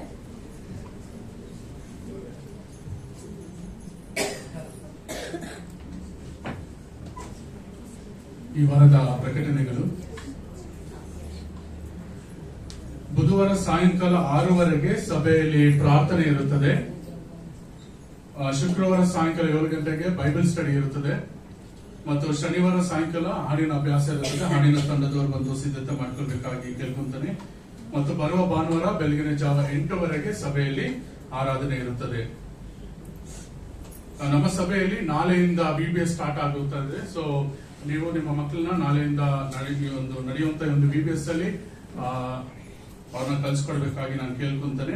ಸೊ ಇದು ಮಾರ್ನಿಂಗ್ 8:30 ಇಂದ 12 o'clock ವರೆಗೂ ಇರುತ್ತದೆ. ಮತ್ತೆ ನೀವೇ ಬಂದು ಪಿಕ್ ಮಾಡಿ, ಇದು ಕರೆಕ್ಟ್ ಟೈಮ್ ಬಂದು ಡ್ರಾಪ್ ಮಾಡಿ ಪಿಕ್ ಮಾಡಬೇಕಾಗಿ ನಾನು ಕೇಳ್ಕೊಂತಾನೆ. ಮತ್ತೆ ಇವತ್ತು ಸಭೆ ಆದ ನಂತರ ಎಲ್ಲ ಇದು ಟೀಚರ್ಸ್ ಮತ್ತೆ ವಾಲಂಟಿಯರ್ಸ್ ಇರಬೇಕಾಗಿ ಕೇಳ್ಕೊಂತಾನೆ. ಮತ್ತೆ ಈ ಒಂದು ವಾರದಲ್ಲಿ ನಾವು ಮಕ್ಕಳಿಗೆ ಸ್ನಾಕ್ಸ್ ರಿಫ್ರೆಶ್ಮೆಂಟ್ಸ್ ಕೊಡ್ತಾ ಇದ್ದೇವೆ. ಸೊ ಯಾರಾದ್ರೂ ಮಕ್ಕಳಿಗೆ ಸ್ಪಾನ್ಸರ್ ಮಾಡಬೇಕೆಂಬುದಾಗಿ ನೀವು ಇಚ್ಛೆ ಪಡುವುದಾದರೆ ಸಭೆಯಾದ ನಂತರ ನೀವು ನಿಮ್ಮ ಹೆಸರುಗಳನ್ನ ಕೊಡುವುದಾದರೆ ನಾನು ನಿಮ್ಗೆ ತಿಳಿಸ್ತೇನೆ ಯಾವ ದಿನದಲ್ಲಿ ನೀವು ಏನ್ ಕೊಡಬಹುದು ಎಂಬುದಾಗಿ ನೀವು ಪ್ಲಾನ್ ಮಾಡಿ ಕೊಡಬಹುದು. ಪ್ರತಿದಿನ ನಾವು ರಿಫ್ರೆಶ್ಮೆಂಟ್ ಕೊಡ್ತೀವಿ ಮಕ್ಕಳಿಗೆ. ಯಾವ್ದೋ ಒಂದಿನ ಕೊಡ್ತೀರಾ ಅಂದ್ರೆ ಮಂಡೇ ಟು ಫ್ರೈಡೆ, ಸ್ಯಾಟರ್ಡೇ ಎಲ್ಲ ಫೀಸ್ ಇದೆ. ಅದಕ್ಕಾಗಿ ಮಂಡೇ ಟು ಫ್ರೈಡೆ ನೀವು ಯಾವ ದಿನ ಆದ್ರೂ ಕೊಡ್ತೀರಾ ಅಂದ್ರೆ ನೀವು ಅದನ್ನ ನಮ್ಮ ಟೈಟಸ್ ಹತ್ರ ಮಾತಾಡ್ಕೋಬಹುದು. ದೇವರು ತಾನೇ ಈ ಮುಂದಿನ ವಾರ ನಡೆಯುವಂತಹ VBS ಆಶೀರ್ವದಿಸಬೇಕಂತ ನೀವೆಲ್ಲರೂ ಪ್ರಾರ್ಥನೆ ಮಾಡ್ಕೊಳ್ಬೇಕು. ಆಮೇಲೆ ಯಾರೆಲ್ಲ ಪ್ರಾರ್ಥನೆ ಮಾಡ್ಕೋತೀರಾ? ಯಾಕಂದ್ರೆ ನಾವು ನೋಡ್ತೇವೆ ಈಗಿನ ಕಾಲದಲ್ಲಿ ನಮ್ಮ ಮಕ್ಕಳಿಗೆ ನಾವು ಅಧಿಕವಾಗಿ ಪ್ರಾರ್ಥನೆ ಮಾಡಬೇಕು. ನಮ್ಮ ಸಭೆಯ ಮಕ್ಕಳು ಮತ್ತೆ ನಮ್ಮ ಸಭೆಯ ಮಕ್ಕಳಿಗೆ ಅದು ಫ್ರೆಂಡ್ಸ್ ಗಳಾಗಿರ್ಬೋದು ಅಥವಾ ವಿಶ್ವಾಸಿ ಮಕ್ಕಳಾಗಿರ್ಬೋದು ಅವರೆಲ್ಲ ಬರ್ತಾ ಇದ್ದಾರೆ. ಅದಕ್ಕಾಗಿ ಅವ್ರಿಗೋಸ್ಕರವಾಗಿ ಪ್ರಾರ್ಥನೆ ಮಾಡಿ. VBS ಅನ್ನೋದು ಅವರಲ್ಲಿ ಕಲಿಬೇಕು, ಏಸಪ್ಪನ ಅಂಗೀಕರಿಸ್ಕೊಳ್ಬೇಕು. ಅವರ ಜೀವನದ ಯಾವ ಒಂದು ಹಂತದಲ್ಲಾದ್ರೂ ಸರಿ ಅವರು ಏಸಪ್ಪನ ಕಂಡುಕೊಳ್ಬೇಕು. ಅನೇಕ ಮಕ್ಕಳು ನಾವು ಸಾಕ್ಷಿಗಳು ಕೇಳಿದ್ದೇವೆ, VBS ಇಂದ ಅವರು ಏಸಪ್ಪನ ಅಂಗೀಕರಿಸಿಕೊಂಡು ಸೇವಕರಾಗಿದ್ದಾರೆ. ಹಾಲೆಲೂಯಾ. ಅದಕ್ಕಾಗಿ ಗಂಭೀರವಾಗಿ ತೆಗೆದುಕೊಳ್ಳಿ ಪ್ರಿಯರೇ. VBS ಗಂತ ಮುಂದಿನ ವಾರ ಇರುವಂತಹ ವಾರವೆಲ್ಲ ಅವನು VBS ಗಾಗಿ, ಟೀಚರ್ಸ್ ಗಳಿಗಾಗಿ, ವಾಲಂಟಿಯರ್ಸ್ ಗಾಗಿ ಅವ್ರು ಮಾಡುವಂತಹ ಎಲ್ಲ ಕಾರ್ಯಕ್ರಮಗಳಿಗೋಸ್ಕರವಾಗಿ ಪ್ರಾರ್ಥನೆ ಮಾಡ್ಬೇಕಂತ ನಾನು ನಿನ್ನ ಪ್ರೀತಿಗೆ ಕೇಳ್ಕೊಳ್ತೇನೆ. ಈ ಒಂದು ಸಮಯದ ಮಧ್ಯದಂತ ರೆವರೆಂಡ್ ಸೈಮನ್ ಅವರು ಮುಂದೆ ಬಂದು ವಾಕ್ಯ ಹಂಚಬೇಕಂತ ಕೇಳ್ಕೊಳ್ತೇನೆ.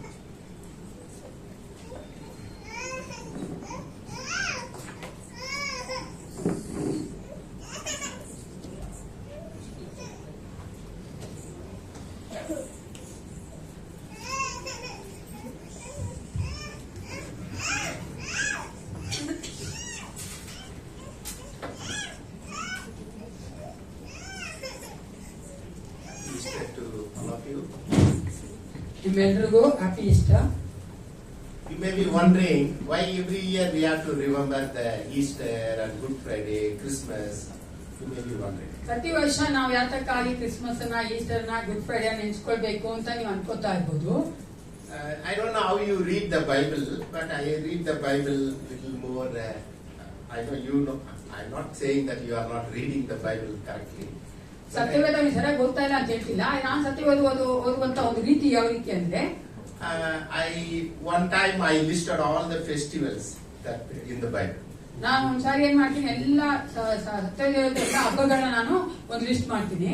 And then I also when this festival was celebrated and why they celebrate. ಯಾವಾಗ ಈ ಒಂದು ಹಬ್ಬವನ್ನು ಆಚರಿಸಿದ್ರು, ಯಾಕೆ ಆಚರಿಸಿದ್ರು, And why that is recorded in the Bible. ಯಾಕಂದ್ರೆ ಸತ್ಯವೇದ ಬರೆಯಲ್ಪಟ್ಟಿದೆ. What God wants us to learn from those festivals. ಆ ಒಂದು ಹಬ್ಬಗಳ ಮೂಲಕ ದೇವರು ನಾವೇನ್ ಕಲಿಬೇಕಂತ ಹೇಳ್ತಾ ಇದ್ದಾನೆ.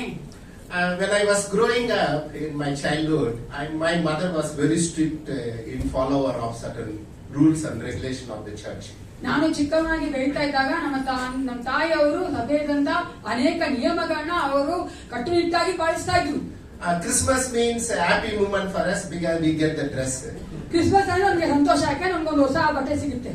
But Lenten days means very difficult for me because my mom used to tell 40 days you have to fast and sacrifice yourself. ಆ lent days ಅಂದ್ರೆ ನೀವು ಉಪವಾಸ ಮಾಡಿ ನೀನು ತ್ಯಾಗ ಮಾಡ್ಬೇಕು ಅಂತ ಹೇಳ್ತಾಗ ನಮ್ಗೆ ಬಹಳ ಕಷ್ಟವಾಗಿತ್ತು. I asked my mom, mother, why you are doing this? What I can learn from this? ನಾನು ನಮ್ಮ ಅಮ್ಮನ ಕೇಳ್ತಾ ಇದ್ದೆ, ಯಾಕೆ ಇದನ್ನ ಮಾಡ್ತಾ ಇದ್ದೆ ತಾಯಿ, ನಾನು ಏನ್ ಕಲಿಬೋದು ಇದರಿಂದ. She didn't have the answer to give, but she said that we are following it. That's what she gave. ಹಾಗೆ ಉತ್ತರ ಇರಲಿಲ್ಲ, ನಾವು ಇದನ್ನ ಅನುಸರಿಸ್ತಾ ಇದೀವಿ ಅಷ್ಟೇ.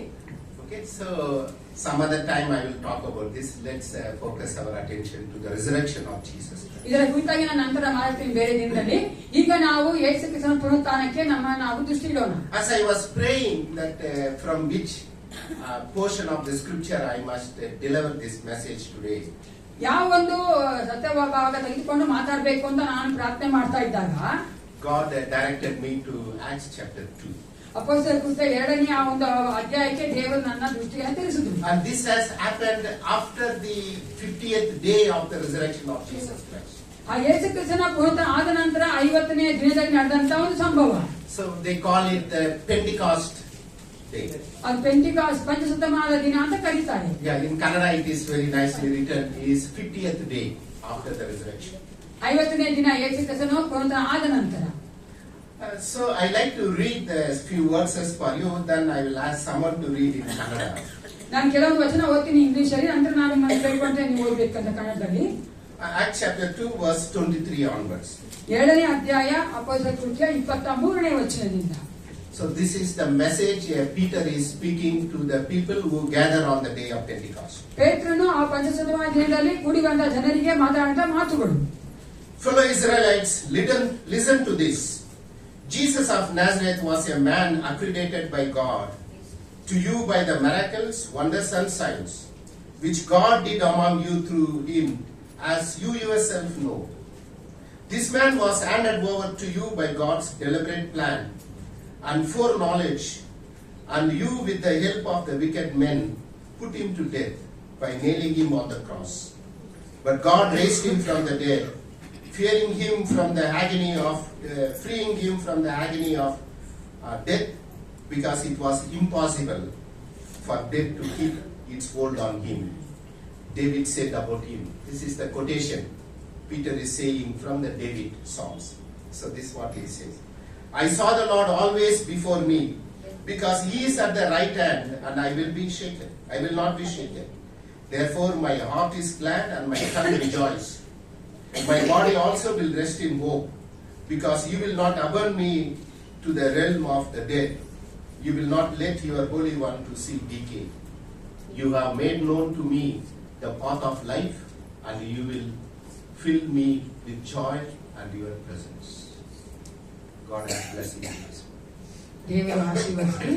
22ನೇ ವಚನದಿಂದ 28ನೇ ವಚನಕ್ಕೆ ಯಾರಾದರೂ ಓದಿ ಜೋರಾಗಿ. ಆ ಯೇಸು ದೇವರ ಸ್ಥಿರ ಸಂಕಲ್ಪಕ್ಕೂ 22ಪ್ಪ ಇಸ್ರಾಯೇಲ್ ಜನರೇ ನಜರೇತಿನ ಯೇಸು ಇದ್ದಾನಲ್ಲ, ದೇವರು ನಿಮಗೆ ತಿಳಿದಿರುವಂತೆ ಆತನ ಕೈಯಿಂದ ಮಹತ್ಗಳನ್ನು, ಅದ್ಭುತಗಳನ್ನು, ಸೂಚಕ ಕಾರ್ಯಗಳನ್ನು ನಿಮ್ಮಲ್ಲಿ ನಡೆಸಿ ಆತನನ್ನು ತನಗೆ ಮೆಚ್ಚುಗೆಯಾದವನೆಂದು ನಿಮಗೆ ತೋರಿಸಿರುತ್ತಾನೆ. ಆ ಯೇಸು ದೇವರ ಸ್ಥಿರ ಸಂಕಲ್ಪಕ್ಕೂ ಭವಿಷ್ಯದ ಜ್ಞಾನಕ್ಕೂ ಅನುಸಾರವಾಗಿ ಒಪ್ಪಿಸಲ್ಪಟ್ಟಿರಲು ನೀವು ಅನ್ಯ ಜನರ ಕೈಯಿಂದ ಆತನನ್ನು ಶಿಲುಬೆಗೆ ಹಾಕಿಸಿ ಕೊಂದಿರಿ. ಆತನನ್ನು ದೇವರು ಮರಣವೇದನೆಗಳಿಂದ ಬಿಡಿಸಿ ಎಬ್ಬಿಸಿದನು, ಯಾಕೆಂದರೆ ಮರಣವು ಆತನನ್ನು ಹಿಡಿದುಕೊಂಡಿರುವುದು ಅಸಾಧ್ಯವಾಗಿತ್ತು.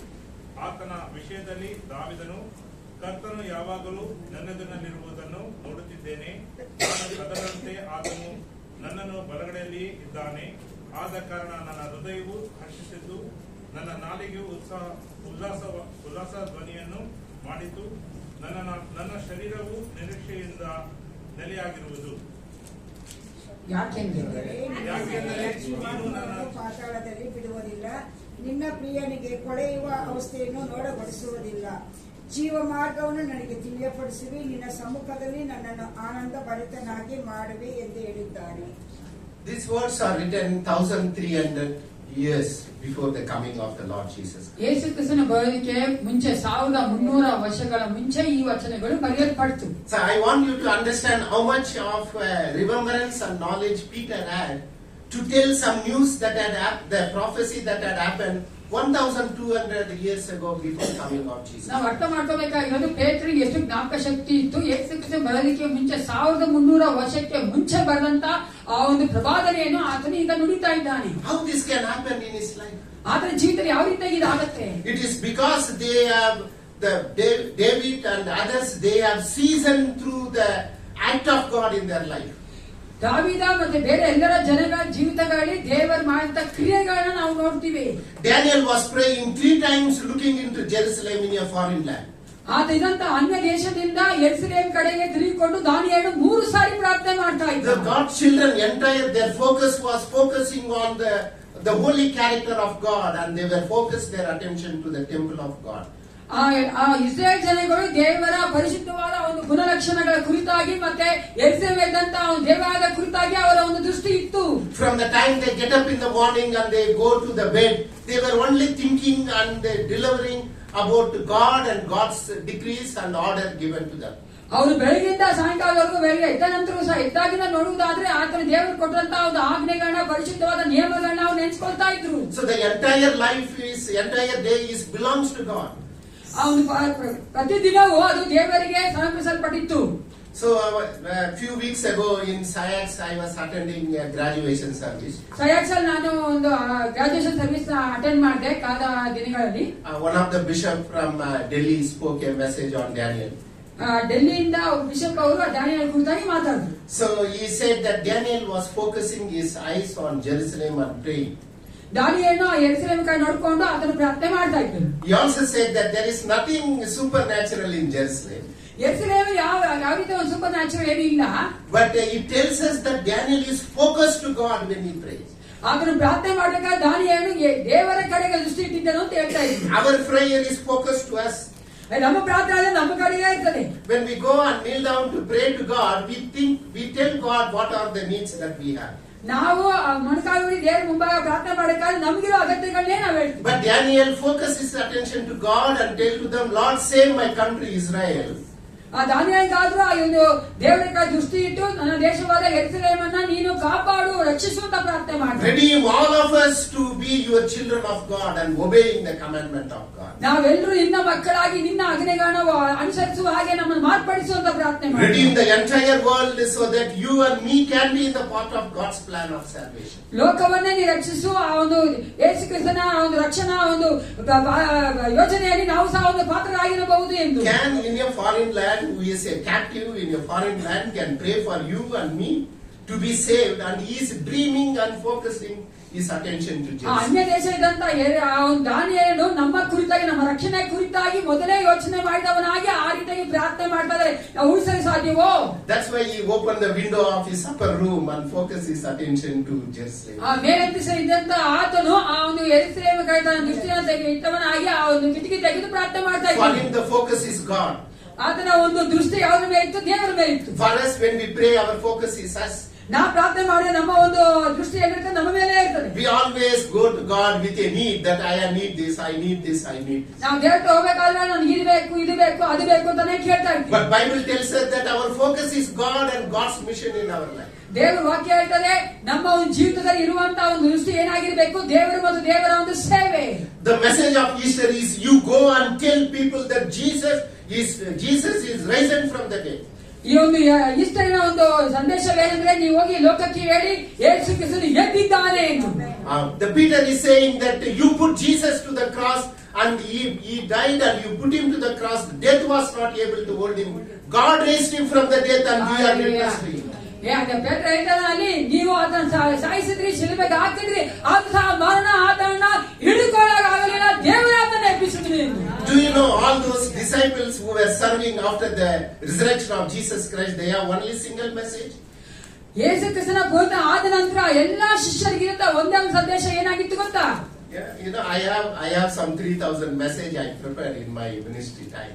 ನನ್ನ ಒಂದು ಸೇವೆಯಲ್ಲಿ ಅವರು 3,000 ಮೆಸೇಜ್ಗಳನ್ನ ಸಂದೇಶಗಳನ್ನ ಅವರು ಸಿದ್ಧ ಮಾಡಿದಾರಂತೆ. In the last 40 days, I preached at least 28 times. ನಾನು 40 ದಿನಗಳ ನಾನು 28 ಸಾರಿ ಪ್ರಬೋಧನೆ ಮಾಡಿದ್ದೇನೆ, ಪ್ರೀಚ್ ಮಾಡಿದ್ದೇನೆ. I am saying this not because how great I am, no. ನಾನು ಎಷ್ಟು ದೊಡ್ಡವನು ಹೇಳ್ತಾ ಇಲ್ಲ. But I have many messages to speak on many vacations. ಅನೇಕ ಒಂದು ಸನ್ನಿವೇಶಗಳಿಗೆ ತಕ್ಕ ಹಾಗೆ ನನಗೆ ಆ ಒಂದು ಸಂದೇಶಗಳಿವೆ. But the apostle and disciple had a one single message. ಆದರೆ ಅಪೊಸ್ತಲರಿಗಾದರೂ ಶಿಷ್ಯರಿಗಾದರೂ ಒಂದೇ ಒಂದು ಸಂದೇಶ ಇತ್ತು. They went all around and say that you killed Jesus on the cross, but God raised him from the dead, and we are witness. ಒಂದೇ ಒಂದು ಸಂದೇಶ ಏನಂದ್ರೆ, ನೀವು ಯೇಸು ಕ್ರಿಸ್ತನ ಸಾಯಿಸಿದ್ರಿ, ಆದ್ರೆ ದೇವರು ಆತನ ಎಬ್ಬಿಸಿದ್ದಾರೆ, ಆತನ ಪುನರುತ್ಥಾನ ಆಗಿದ್ದಾನೆ ಅಂತ ಹೇಳೋ ಒಂದೇ ಒಂದು ಸಂದೇಶ. As many times, as many opportunities they had only this message to communicate to them. ಸಿಕ್ಕಿದಂತ ಎಲ್ಲ ಅವಕಾಶಗಳ ಸಮಯಗಳಲ್ಲಿ ಇದೇ ಮೆಸೇಜ್ ಅನ್ನು ಅಥವಾ ಸಂದೇಶವನ್ನು ನಾವು ಸಾರಿದ್ರು. Do you know why? ಯಾಕೆ ಗೊತ್ತಾ? You may be thinking they did not go to Bible college, so they don't know how to prepare message. ಅವ್ರು ಬೈಬಲ್ ಕಾಲೇಜ್ ಹೋಗಿಲ್ಲ, ಅವ್ರು ಮೆಸೇಜ್ ಮಾಡಕ್ ಬರಲ್ಲ ಅಂತ ನೀವು ಅನ್ಕೋತಾ ಇರ್ಬೋದು. Or they may not have any books or library, so they don't know what to speak. ಅವ್ರು book ಇಲ್ಲ, ಲೈಬ್ರರಿ ಇಲ್ಲ, ಅದಕ್ಕೆ ಗೊತ್ತಿಲ್ಲ ಏನ್ ಹೇಳ್ಬೇಕಂತ ಇದೇ ಹೇಳ್ತಾರೆ. They realize that in our lifetime, if we have seen Jesus Christ risen from the dead, till we die, we have to communicate this, because I cannot write and keep it anywhere else. ನಾನು ಯೇಸು ಕ್ರಿಸ್ತನ ಕಂಡಿರೋಳಾಗಿದ್ರೆ ನನ್ನ ಜೀವಿತದಲ್ಲಿರುವಂತಹ ಒಂದೇ ಒಂದು ಸಂದೇಶ ಏನಾಗಿರ್ಬೇಕು, ಆತನ ಪುನರುತ್ಥಾನ ಆಗಿದ್ದಾನೆ ಎಂದು ಅದನ್ನು ನಾವು ಬರೆಯೋಕ್ಕಾಗೋದಿಲ್ಲ. There is no YouTube to record, there is no computer to save, there is no hard disk, there is no software. They realize that they understand that till God gives us life, we have a single message that Jesus is risen from the dead. ಆ ಕಾಲದಲ್ಲಿ ಯಾವ ತಂತ್ರಜ್ಞಾನ ಇರಲಿಲ್ಲ, ಅವ್ರಿಗೆ ಇದ್ದಿದ್ದ ಒಂದೇ ಒಂದು ನೋಟ ಏನಂದ್ರೆ, ಅವರು ಯೇಸು ಕ್ರಿಸ್ತನು ಎದ್ದಿದ್ದಾನೆ ಎಂಬುದನ್ನು ಅವ್ರ ಜೀವನ ಪರ್ಯಂತ ಹೇಳಬೇಕೆಂಬ ಒಂದು ಆಸೆ ಇತ್ತು. That's all the single message. ಅದೇ ಒಂದೇ ಒಂದು ಸಂದೇಶ. They changed the entire world. ಅವರು ಲೋಕವನ್ನೇ ಬದಲಾಯಿಸಿದ. Today you may be wondering that you gave an offering to the world mission in the Undi. ನೀವು ಉಂಡಿಯಲ್ಲಿ ವರ್ಲ್ಡ್ ಮಿಷನ್ಗೋಸ್ಕರ, ಲೋಕದ ಒಂದು ಸೇವೆಗೋಸ್ಕರ ನೀವು ಕಾರ್ಯ ಕೊಟ್ಟಿದ್ದೀರಾ. So this is an indication that yes, as the disciple preached that they saw Jesus Christ, that he is risen from the dead. ಅವ್ರಿಗೆ ಶಿಷ್ಯರು ನೋಡಿದ್ರು ಯೇಸು ಕ್ರಿಸ್ತನ ಪುನರುತ್ಥಾನವನ್ನ. So you are telling to the world that we have experienced the resurrection of Jesus Christ. So therefore we are telling you that we are the witness to the resurrected Christ in our life. ಆ ಒಂದು ಕಾರ್ಯ ಕೊಡುವುದರ ಮೂಲಕವಾಗಿ ನಾವು ಹೇಳ್ತಾ ಇದ್ದೇವೆ, ಯೇಸು ಕ್ರಿಸ್ತನ ಒಂದು ಪುನರುತ್ಥಾನವನ್ನು ನಾವು ನಮ್ಮ ಜೀವನದಲ್ಲಿ ಅದನ್ನು ಅನುಭವಿಸಿದ್ದೇವೆ, ಅದನ್ನು ನಾವು ಕೊಡ್ತಾ ಇದ್ದೇವೆ, ಹೇಳ್ತಾ ಇದ್ದೇವೆ ಅಂತ ಹೇಳ್ತಾ ಇದ್ದೇವೆ. Do you know that the offering that we gave can make someone hear the gospel of Jesus Christ in the other part of the world? ಲೋಕದ ಬೇರೆ ಕಡೆಗಳಲ್ಲಿ ನಾವು ಕೊಟ್ಟಂತಹ ಒಂದು ಆಫರಿಂಗ್ ಮೂಲಕವಾಗಿ ಒಬ್ಬ ವ್ಯಕ್ತಿ ಸುವಾರ್ತೆ ಕೇಳಬಹುದು ಅಂತ ನಿಮ್ಗೆ ಗೊತ್ತಾ? It may be in Africa, Africa, it may be in Latin America, it may be in Mexico. ಮೆಕ್ಸಿಕೋದ, ಲ್ಯಾಟಿನ್ ಅಮೆರಿಕ ಯಾವುದೋ ಒಂದು ಭಾಗದಲ್ಲಿ ಇರಬಹುದು, ಲೋಕದ ಒಂದು ಯಾವುದೋ ಒಂದು ಭಾಗದಲ್ಲಿ ಒಬ್ಬ ವ್ಯಕ್ತಿ ಆ ಸುವಾರ್ತೆ ಕೇಳಬಹುದು ನಾವು ಕೊಟ್ಟಂತ ಆಫರಿಂಗ್ ಮೂಲಕ. Nobody knows whose offering this came to us, that somebody brought the gospel to us.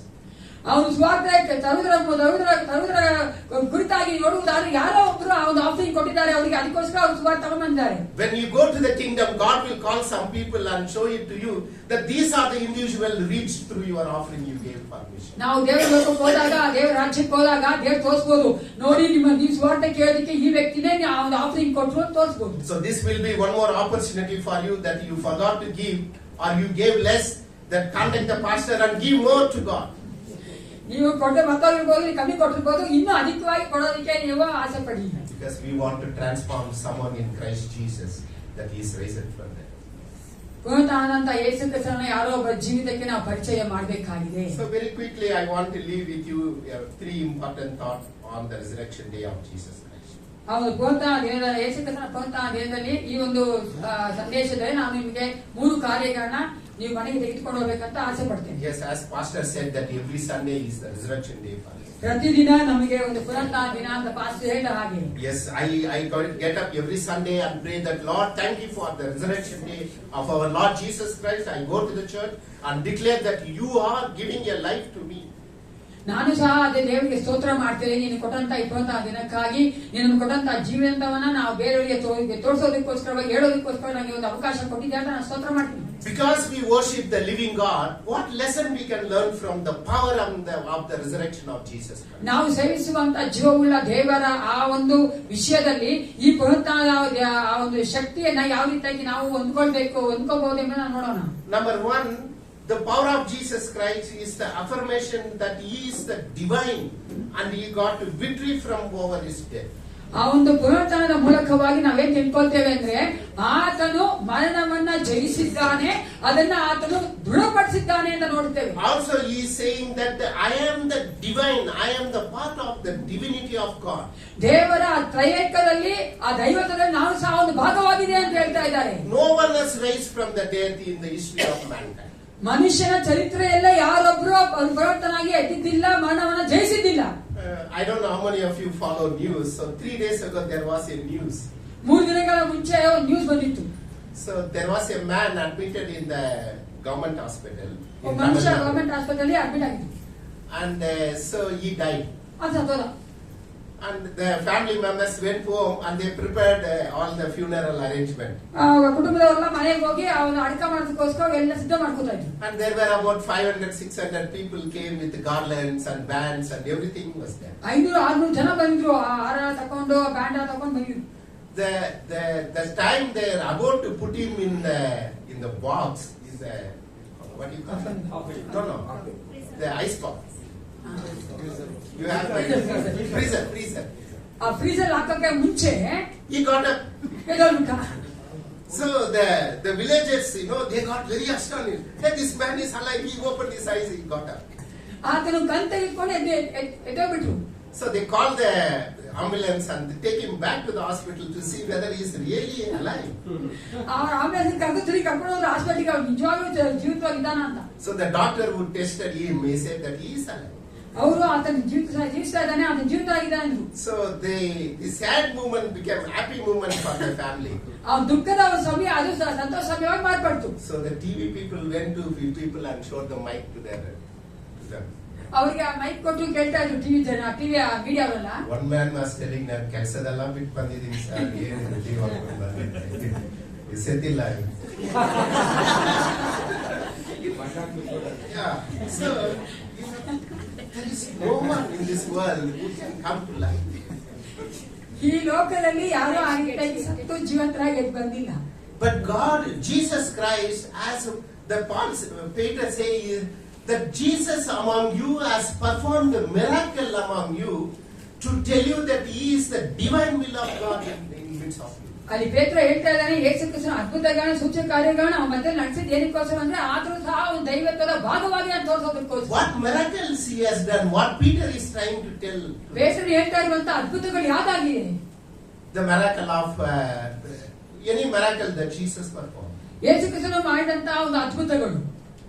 When He raised the Lazarus from the dead, this is something that the world never experienced before. ಲಾಜರನ ಅದನ್ನು ಮರಣದಿಂದ ಎಬ್ಬಿಸಿದಾಗ ಇದಕ್ಕೆ ಮುಂಚೆ ಲೋಕ ಈ ರೀತಿಯಾದ ಅದ್ಭುತ ನೋಡಿರಲಿಲ್ಲ. Because Mary and Magdalene, and they were telling that, you take me to the grave. They were telling that Jesus, it has been a 3rd day that He will be stinking, so let's not go to the grave. ಅಲ್ಲಿ ನೋಡಿದ್ರೆ ಸ್ತ್ರೀಯರು ಹೇಳ್ತಾ ಇರ್ತಾರೆ, 3 ದಿನ ಆಗೋಗಿದೆ ಯೇಸು ಕ್ರಿಸ್ತನ ಸತ್ತು, ನಾವು ಆ ಸಮಾಧಿಗೆ ಹೋಗೋದ್ರೆ ಲಾಜರಸ್ ಸತ್ತು 4 ದಿನ ಆಗಿದೆ, ಅಲ್ಲಿ ಹೋಗೋದು ಬೇಡ ಅಂತ ಮೇರಿ ಹೇಳ್ತಾರೆ, ಮರಿಯಲು ಮತ್ತೆ ಮಾರ್ತಳು ಹೇಳ್ತಾರೆ, ಇದ್ರ ಹೋಗೋದು ಬೇಡ, ಅದು ವಾಸನೆ ಬರ್ತಾ ಇದೆ. Because if Lazarus come alive, the ladies, the Mary and Martha, they should be the happy people, but they don't have belief that any dead man can come to life. ಅವರಿಗೆ ಅವ್ರ ತಮ್ಮ ಎದ್ದು ಬರುವುದಾದ್ರೆ ಅವ್ರ ಸಂತೋಷ ಇರ್ಬೇಕು, ಆದ್ರೆ ಅವ್ರ ನಂಬಿಕೆ ಇಲ್ಲ ಸತ್ತಂತ ಮನುಷ್ಯ ಎದ್ದೋಳ್ತಾನೆ. So they don't even want to go to a dead person because he will be stinking on the 4th day. ಆ 4ನೇ ದಿನ ಸತ್ತಂತ ಒಬ್ಬ ನಾಜರನ ಒಂದು ಶರೀರ ಕೊಳ್ತೋಗಿರುತ್ತೆ, ವಾಸನೆ ಬರ್ತದೆ, ಅವ್ರಿಗೆ ಇಷ್ಟ ಇಲ್ಲ ಹೋಗೋದಕ್ಕೆ. But they were not willing, but Jesus is telling that, come, we will go and see what is happening. ಅವ್ರಿಗೆ ಇಷ್ಟ ಇಲ್ಲ, ಏಸಪ್ಪ ಹೇಳ್ತಾ ಇದ್ದಾನೆ, ಬನ್ರಿ ನಾವು ಹೋಗೋಣ ಅಲ್ಲಿ ಸಮಾಧಿಗೆ. And you know the story that God raised him from the dead. ನಿಮಗೆ ಗೊತ್ತು, ಯೇಸು ಕ್ರಿಸ್ತನು ಆತನ ಮರಣದಿಂದ ಎಬ್ಬಿಸಿದನು. And by doing that, He told them that I am the resurrection and life. ಅದು ಮಾಡುವ ಮೂಲಕವಾಗಿ ಆ ಯೇಸು ಹೇಳ್ತಾನೆ, ನಾನೇ ಪುನರುತ್ಥಾನವು ಜೀವವೂ And ಆಗಿದ್ದೇನೆ. whoever believes in me will not perish, they will have eternal life. ನನ್ನ ನಂಬುವವರು ಯಾರು ನಾಶ ಆಗೋದಿಲ್ಲ, ಅವರಿಗೆ ನಿತ್ಯ ಜೀವ ಉಂಟೆಂದು. So Peter is saying that you have seen the miracle that Jesus performed to tell you that he is the resurrection and life. ಆತನು ಹೇಳ್ತಾ ಇದ್ದಾನೆ, ಯೇಸು ಕ್ರಿಸ್ತನ ಮಧ್ಯದಲ್ಲಿ ಅದ್ಭುತವನ್ನ ಮಾಡಿ ಆತನು ಹೇಳ್ತಾ ಇದ್ದಾನೆ, ಆತನೇ ಪುನರುತ್ಥಾನವು ಜೀವವು ಎಂದು. And in the Old Testament we read that the prophet read that God is able to give life to the dry bones. ಹಳೆ ಬಗ್ಗೆ ನೋಡ್ತಾ ಇದ್ದ ನಾವು ಎಲುಬುಗಳಿಗೆ ದೇವರ ಜೀವವನ್ನ ಕೊಡಲಿಕ್ಕೆ ಶಕ್ತನಾಗಿದ್ದನು. And God is able to bring life to the dead nature of our sin in our life. ನಮ್ಮ ಜೀವಿತದ ಸತ್ತಂತ ಒಂದು ಪಾಪ ಸತ್ತಂತ ನಮ್ಮನ್ನು ಸಹ ಆತನಿಗೆ ಜೀವ ಕೊಡಕ್ಕಾಗಕ್ಕೆ ಶಕ್ತನಾಗಿದ್ದಾನೆ. And the miracle Jesus performed among you to tell that Jesus is the divine authority of God. ಆತನ ಅದ್ಭುತಗಳನ್ನು ಮಾಡಿದ್ದೇ ದೈವತ್ವದಲ್ಲಿರುವಂತಹ ಆ ಒಂದು ಭಾಗವಾಗಿ ಆತನಿಗೂ ಸಹ ಅಧಿಕಾರ ಉಂಟು ಎಂದು ತೋರಿಸುವುದಕ್ಕಾಗಿ. So Jesus forgave the sins of people on the 3.5 years he lived on earth.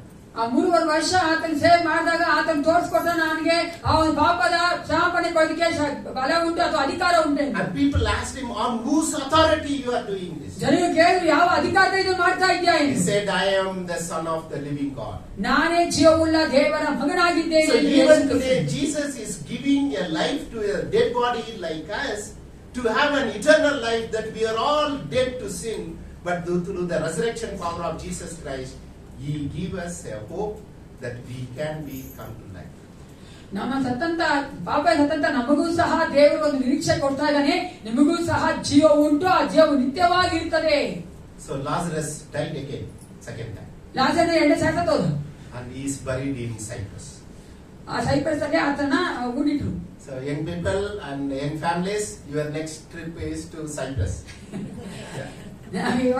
ಯವನಸ್ಥ ದಂಪತಿಗಳೇ, ಮುಂದೆ ನಾವು ಸೈಪ್ರಸ್ಗೆ ಒಂದು ಟ್ರಿಪ್ ಹಾಕ್ತೀವಿ. So that will be a fun business and pleasure. So what you are going to do is to go to the temple, the church where Lazarus is buried, and then you go in the evening. You can go to the Mediterranean Sea beach and then play with your family. Plan about it. ಆ ರೀತಿಯಾಗಿ plan ಮಾಡಬಹುದು. ನೀವು ಆ Lazarus ಒಂದು ಉಣಲ್ಪಟ್ಟಂತ ಜಾಗ ಸಮಾಧಿ ನೋಡಬಹುದು. ಸಾಯಂಕಾಲದಲ್ಲಿ Mediterranean ಸಿಯಲ್ಲಿ ನೀವು ಕುಟುಂಬವಾಗಿ ಆಟ ಆಡಬಹುದು. So Jesus Christ, by resurrection of Jesus Christ, we assured, God assured that He is the Son of the living God. ಅದರ ಪುನರುತ್ಥಾನ ಮೂಲಕವಾಗಿ ದೇವರು ನಮಗೆ ಕೊಟ್ಟಂತ ದೃಢಪಡಿಸ್ತಾರೆ ಅಂದ್ರೆ ಆತನು ದೇವಕುಮಾರನಾಗಿದ್ದಾನೆ. So Easter reaffirms us that Jesus is the divine person. ಈ ಒಂದು ಪುನರುತ್ಥಾನ ಯೇಸು ಕ್ರಿಸ್ತನ ಪುನರುತ್ಥಾನ ಏನ್ ತೋರಿಸ್ತದೆ, ದೃಢಪಡಿಸ್ತದೆ ಅಂದ್ರೆ ಆತನು ದೈವತ್ವದ ಒಂದು ಭಾಗವಾಗಿದ್ದಾನೆ. And he has a power to conquer sin and death in his life. ಆತನ ಜೀವಿತದಲ್ಲಿ ಆ ಒಂದು ಪಾಪವನ್ನ ಮತ್ತೆ ಮರಣವನ್ನ ಗೆಲ್ಲೋದಿಕ್ಕೆ ಅಥವಾ ಜಯಿಸೋದಿಕ್ಕೆ ಇದ್ದಂತ ಬಲವನ್ನು ನೋಡ್ತೇವೆ. He's also telling us death is not a final for Christians, but that is the beginning point for eternal life. ಕ್ರೈಸ್ತರಿಗೆ ನಾವು ಒಂದು ಸಾವು ಅನ್ನೋದು ಅಂತಿಮವಾದಲ್ಲ, ಅದು ಹೊಸ ಜೀವಿತಕ್ಕೆ, ನಿತ್ಯ ಜೀವಿತಕ್ಕೆ ಒಂದು ಅಡಿಪಾಯವಾಗಿದೆ ಅಥವಾ ಒಂದು ಓಪನಿಂಗ್ ಆಗಿದೆ. So Paul says that what is seen is temporary, what you see is temporary. ಇವಾಗ ನೋಡುವಂತದ್ದು ಅದು ತಾತ್ಕಾಲಿಕವಾಗಿದೆ. What is unseen is eternal. ನೋಡದೇ ಇರುವಂತದ್ದು ಅದು ನಿತ್ಯವಾಗಿರುವಂತದ್ದು. So we all have that authority in Jesus Christ, that the death of Jesus Christ is the beginning of the life for each one of us. ಯೇಸು ಕ್ರಿಸ್ತನ ಸಾವು ಅನ್ನೋದು ನಮ್ಮ ಪ್ರತಿಯೊಬ್ಬರಿಗೂ ಆ ಒಂದು ಜೀವಿತದ ಪ್ರಾರಂಭವಾಗಿದೆ. The second thing we learn about the Easter Sunday is that we have hope of eternal life because of the resurrected Jesus Christ. ಯೇಸು ಕ್ರಿಸ್ತನ ಪುನರುತ್ಥಾನ ಮೂಲಕವಾಗಿ ನಮಗೆ ಒಂದು ನಿರೀಕ್ಷೆ ಇದೆ, ಅದೇನೆಂದರೆ ನಮ್ಮ ನಿತ್ಯ ಜೀವ. The world always understood that what is there in my life? If I live for life is short, make it sweet. ಅವ್ರು ಹೇಳ್ತಾರೆ ಜೀವಿತ ಅನ್ನೋದು ಬಹಳ ಕಮ್ಮಿ ಆಗಿದೆ, ನೀವು ಅದನ್ನ ಸಿಹಿಯಾಗಿ ಮಾಡ್ಕೊಳ್ಳಿ, ಸಂತೋಷ ಪಡಿ, ಎಂಜಾಯ್ ಮಾಡಿ. Yes, definitely God gave us this world to live. We have to enjoy. ಈ ಲೋಕವನ್ನ ದೇವರು ನಮಗೆ ಕೊಟ್ಟಿದ್ದಾರೆ, ನಾವು ಅದನ್ನ ಸಂತೋಷವಾಗಿ ಅನುಭವಿಸಿಕೊಂಡು ಜೀವಿಸಬೇಕು. You have to eat well, you have to be with your family, you have to go for a holiday, you do anything that is pleasing and honorable to God. ದೇವರಿಗೆ ಮೆಚ್ಚುಗೆ ಆಗಿರುವಂತ ಯಾವ ಕಾರ್ಯ ಆದ್ರೂ ಪರವಾಗಿಲ್ಲ, ನೀವು ಚೆನ್ನಾಗಿರ್ತೀರಿ, ನಿಮ್ ಕುಟುಂಬದಲ್ಲಿರಿ, ನೀವು ಹಾಲಿಡೇಸ್ ಹೋಗಿ, ಅದೆಲ್ಲ ತೊಂದರೆ ಇಲ್ಲ. And God wants you to enjoy your life. ದೇವರಿಗೆ ನೀವು ನಿಮ್ಮ ಜೀವಿತವನ್ನ ಚೆನ್ನಾಗಿ ಅನುಭವಿಸಬೇಕು, ಎಂಜಾಯ್ ಮಾಡ್ಬೇಕಂತ ಆಸೆ ಇದೆ. And definitely our life is very short. We don't know when we are going to die. ನಮ್ಮ ಜೀವಿತ ಬಹಳ ಕಡಿಮೆ ಆಗಿದೆ, ನಮ್ಗೆ ಗೊತ್ತಿಲ್ಲ ಯಾವಾಗ ನಾವು ಸಾಯ್ತೀರೋ ಎಂದು. And every one of us want to live longer, so we take all precaution necessary to go to doctor and seek all medical help to keep our body and mind fit. ನಾವು ನಮ್ಮ ಶರೀರ ಮನಸ್ಸನ್ನ ಚೆನ್ನಾಗಿ ಇಟ್ಕೋಬೇಕಂತಾನೆ ನಾವು doctor ಹತ್ರ ಹೋಗ್ತೀವಿ, ನಾವು ದೀರ್ಘ ಆಯುಷ್ಯನ ಬದುಕಬೇಕಂತ ಆಸೆ ಪಡ್ತೀವಿ. If somebody lives above 90 years, they live their full life. 90 ವರ್ಷಕ್ಕಿಂತ ಹೆಚ್ಚಾಗಿ ಜೀವಿಸುವುದಾದ್ರೆ ಅವರು ಸಂಪೂರ್ಣವಾದ ಜೀವಿತ ಜೀವಿಸಿದಾರಾ? And sometimes God brings some physical alignment to us, then we seek that, I lived enough, I'm ready to go to the Lord's house. ಯಾವ ಒಂದು ರೋಗ ಬರುವುದಾದ್ರೆ ನಾವು ಅನ್ಕೋತೀವ, ಆಯ್ತು ನಾನು ಜೀವನ ಮಾಡಿದ್ದೀನಿ, ನಾನು ದೇವರ ಹತ್ರ ಹೋಗಿ ಸಿದ್ಧನಾಗಿದ್ದೀನಿ ಅಂತ. For some people, God might bring that situation so that we say that it's enough, I am ready to go. ದೇವರು ನಮಗೆ ಆ ರೀತಿ ಸಂದೇಶ ಹೋಗ್ಬಿಡ್ತಾನೆ, ಯಾಕಂದ್ರೆ ಸಾಕು ನಮಗೆ ಜೀವಿಸಿ ನಾನು ಹೋಗ್ತೀನಿ ಅಂತ ಹೇಳುವ ಹಾಗೆ. Last Sunday I went to Tubrali church. ತುಬ್ರೈ ಸಭೆಗೆ ಹೋಗಿದ್ದೆ ನಾನು. We had one member, Valsama, her name is, she is in her 80s, very strong believer in Jesus Christ. 80 ವರ್ಷ ಆ ಸಹೋದರಿಗೆ ಅವರು ಯೇಸು ಕ್ರಿಸ್ತನಲ್ಲಿ ಬಲವಾಗಿದ್ದಾರೆ. And they took her to the hospital. This is what the family decided together. ಆ ಒಂದು ಕುಟುಂಬವಾಗಿ ಅವರು ತೀರ್ಮಾನ ಮಾಡಿದೆ ಅಂದ್ರೆ ಅವ್ರನ್ನ ಕರ್ಕೊಂಡು ಹೋದ್ರು ಆಸ್ಪತ್ರೆಗೆ. Whatever it takes to save our mother or grandmother, my wife, or things like that, even I am willing to sell my property, house and everything, but to take her to the hospital and give her the best possible treatment. ಆ ಕುಟುಂಬದವ್ರು ಹೇಳಿದ್ರು, ನಾವ್ ಏನ್ ಬೇಕಾ ಕೊಡ್ತೀವಿ, ಅವ್ರಿಗೆ ಒಳ್ಳೆ ಒಂದು ಔಷಧಿ ಕೊಡಿ ಅಥವಾ ಟ್ರೀಟ್ಮೆಂಟ್ ಕೊಡಿ, ಅವ್ರು ಚೆನ್ನಾಗಾಗ್ಲಿ, ಅವ್ರ ಜೀವನ ಇರ್ಬೇಕು ಅಂದ್ಕೊಂಡು. That will be our desire. ನಮ್ಮ ಒಂದು ಆಸೆ ಅದೇ. There is nothing wrong in that. ಆಯ್ತಾಗಿ ಮಾಡೋದು ತಪ್ಪೇನಲ್ಲ. We are steward of the life God has given to us. We must take care of it. ನಮಗೆ ಜೀವಿತ ಕೊಡುವಂತ ಈ ಜೀವಕ್ಕೆ ನಾವು ಒಂದು ಸ್ಟೀವರ್ಡ್ ಆಗಿ ಮನೆವಾಡ್ತಿಯವರಾಗಿದ್ದೇವೆ. But friends, the Easter Sunday and the resurrection of Jesus Christ is taking it beyond what we are thinking in this world to a life that is yet to come. ಈ ಪುನರುತ್ಥಾನದ ಈ ಒಂದು ದಿನದಲ್ಲಿ, ಈಸ್ಟರ್ ದಿನದಲ್ಲಿ, ಈ ಜೀವಕ್ಕಿಂತ ಅಧಿಕವಾಗಿ ಅದು ಮುಂದೆ ಇರುವಂತ ಅದಕ್ಕಿರುವಂತ ಆ ಒಂದು ಕಾರ್ಯಗಳ ಕುರಿತಾಗಿ ನಾವು ಯೋಚನೆ ಮಾಡಬೇಕು. If God is dead and He is buried forever, that we will have no hope that we have eternal life. ಯೇಸು ಸತ್ತು ಪುನರುತ್ಥಾನ ಆಗದೇ ಇರುವುದಾದ್ರೆ, ಆತನು ಅರ್ಕವಾಗಿ ಆ ರೀತಿಯಾಗಿ ಇದ್ದಿದ್ರೆ ನಮಗೆ ಒಂದು ನಿರೀಕ್ಷೆ ಇರಲಿಲ್ಲ. When Mary the Magdalene, very early in the morning on the Sunday morning, to go and offer incense to Jesus Christ's body, and this is what the message she received. ಆ ಒಂದು ಮರಿಯಲು ಆ ಒಂದು ಸಭಾಯತ ಹೋದಾಗ ಈ ಒಂದು ಸಂದೇಶವನ್ನು ಹೊಂದ್ಕೊಂಡ್ರು. Why are you seeking the life among the dead? ಅವ್ರಿಗೆ ಆ ದೂತ ಹೇಳ್ತಾನೆ, ಸತ್ತ ಜೀವಿಸುವುದರಲ್ಲಿ ಯಾಕೆ ಸತ್ತವನ್ನು ಹುಡುಕ್ತಾ ಇದ್ಯಾ? Has He not told you while He was among you that He will be resurrected on the third day? ಆತ ನಿಮ್ಮೊಂದಿಗೆ ಇದ್ದಾಗ ಆತ ಹೇಳ್ದ ಅಲ್ವಾ, 3ನೇ ದಿನದಿಂದ ನಾನು ಎದ್ದೋಳ್ತೀನಿ ಎಂದು. Has He not given you the miracle that He raised Lazarus from the death and He said that I am the resurrection and life? ನೀವು ಮಧ್ಯಾಹ್ನ ಒಂದು ಅದ್ಭುತ ಮಾಡಿ ಲಾಜರನ ಎಬ್ಬಿಸುವ ಮೂಲಕವಾಗಿ ಆತನು ಹೇಳಿಲ್ವಾ, ಪುನರುತ್ಥಾನ ಜೀವ ನಾನೇ ಆಗಿದ್ದೇನೆ ಎಂದು? Has He not told you that you destroy this temple in 3 days I will build it up? ಈ ಒಂದು ದೇವಾಲಯ ನಾಶ ಮಾಡುವುದಾದ್ರೆ ನಾನು 3 ದಿನದಲ್ಲೇ ಎಬ್ಬಿಸ್ತೇನೆ ಅಂತ ಹೇಳಿಲ್ವಾ? While He was with you, He explained to you that what is the power and authority of Jesus Christ, that He gives the eternal hope and life to you, that you don't believe in this. ಯೇಸು ಕ್ರಿಸ್ತನ ಮತ್ತೆ ಇದ್ದಾಗಲೇ ಆತನ ಪುನರುತ್ಥಾನ ಹೊಂದ್ಕೊಂತೀನಿ, ಅದ್ರ ಮೂಲಕ ನಿಮಗೆ ನಿರೀಕ್ಷೆ ಉಂಟು ಅಂತ ನಿಮ್ಗೆ ಹೇಳ್ತಾರೆ, ಆದ್ರೆ ನೀವು ನಂಬ್ತಾ ಇಲ್ವಲ್ಲ? This Mary Magdalene is not belong to Divyajyoti Church. ಆ ಮರಿಯ ಮಗ್ದಲದು ಈ ಒಂದು ದಿವ್ಯಜ್ಯೋತಿ ಸಭೆಗೆ ಸೇರಿದವರಲ್ಲ. She is not here after 2025 years before Jesus, after Jesus Christ. 2025 ವರ್ಷ ಯೇಸು ಕ್ರಿಸ್ತ ಬಂದ ನಂತರ ಆಕೆ ಇಲ್ಲ. But she was with Jesus Christ and lived with Him and then listened to the message on her first hand with her own ears. ಯೇಸು ಕ್ರಿಸ್ತನೊಟ್ಟಿಗೆ ಇದ್ದವಳು, ಯೇಸು ಕ್ರಿಸ್ತರು ಹೇಳಿದಂತ ಎಲ್ಲಾ ಮಾತುಗಳನ್ನ ಆಕೆ ನೇರವಾಗಿ ಕೇಳಿದವಳು. But she is going to offer a incense to a dead body because she did not believe that on the third day Jesus will raise her. ಸತ್ತಂತ ಯೇಸು ಕ್ರಿಸ್ತನ ಶರೀರಕ್ಕೆ ಆ ಒಂದು ಧೂಪಗಳನ್ನ ಒಂದು ಗೊತ್ತಾ ಇನ್ಸೆನ್ಸ್ ಹಾಕಕ್ ಹೋಗಿದ್ದಾಳೆ ಅಂದ್ರೆ ಅದೇನ್ ತೋರಿಸುತ್ತೆ, ಆಕೆ ಆತನ ನಂಬಲಿಲ್ಲ, ಆತನ ಪುನರುತ್ಥಾನ ಆಗ್ತಾನೆ ಅಂತ ನಂಬಲಿಲ್ಲ.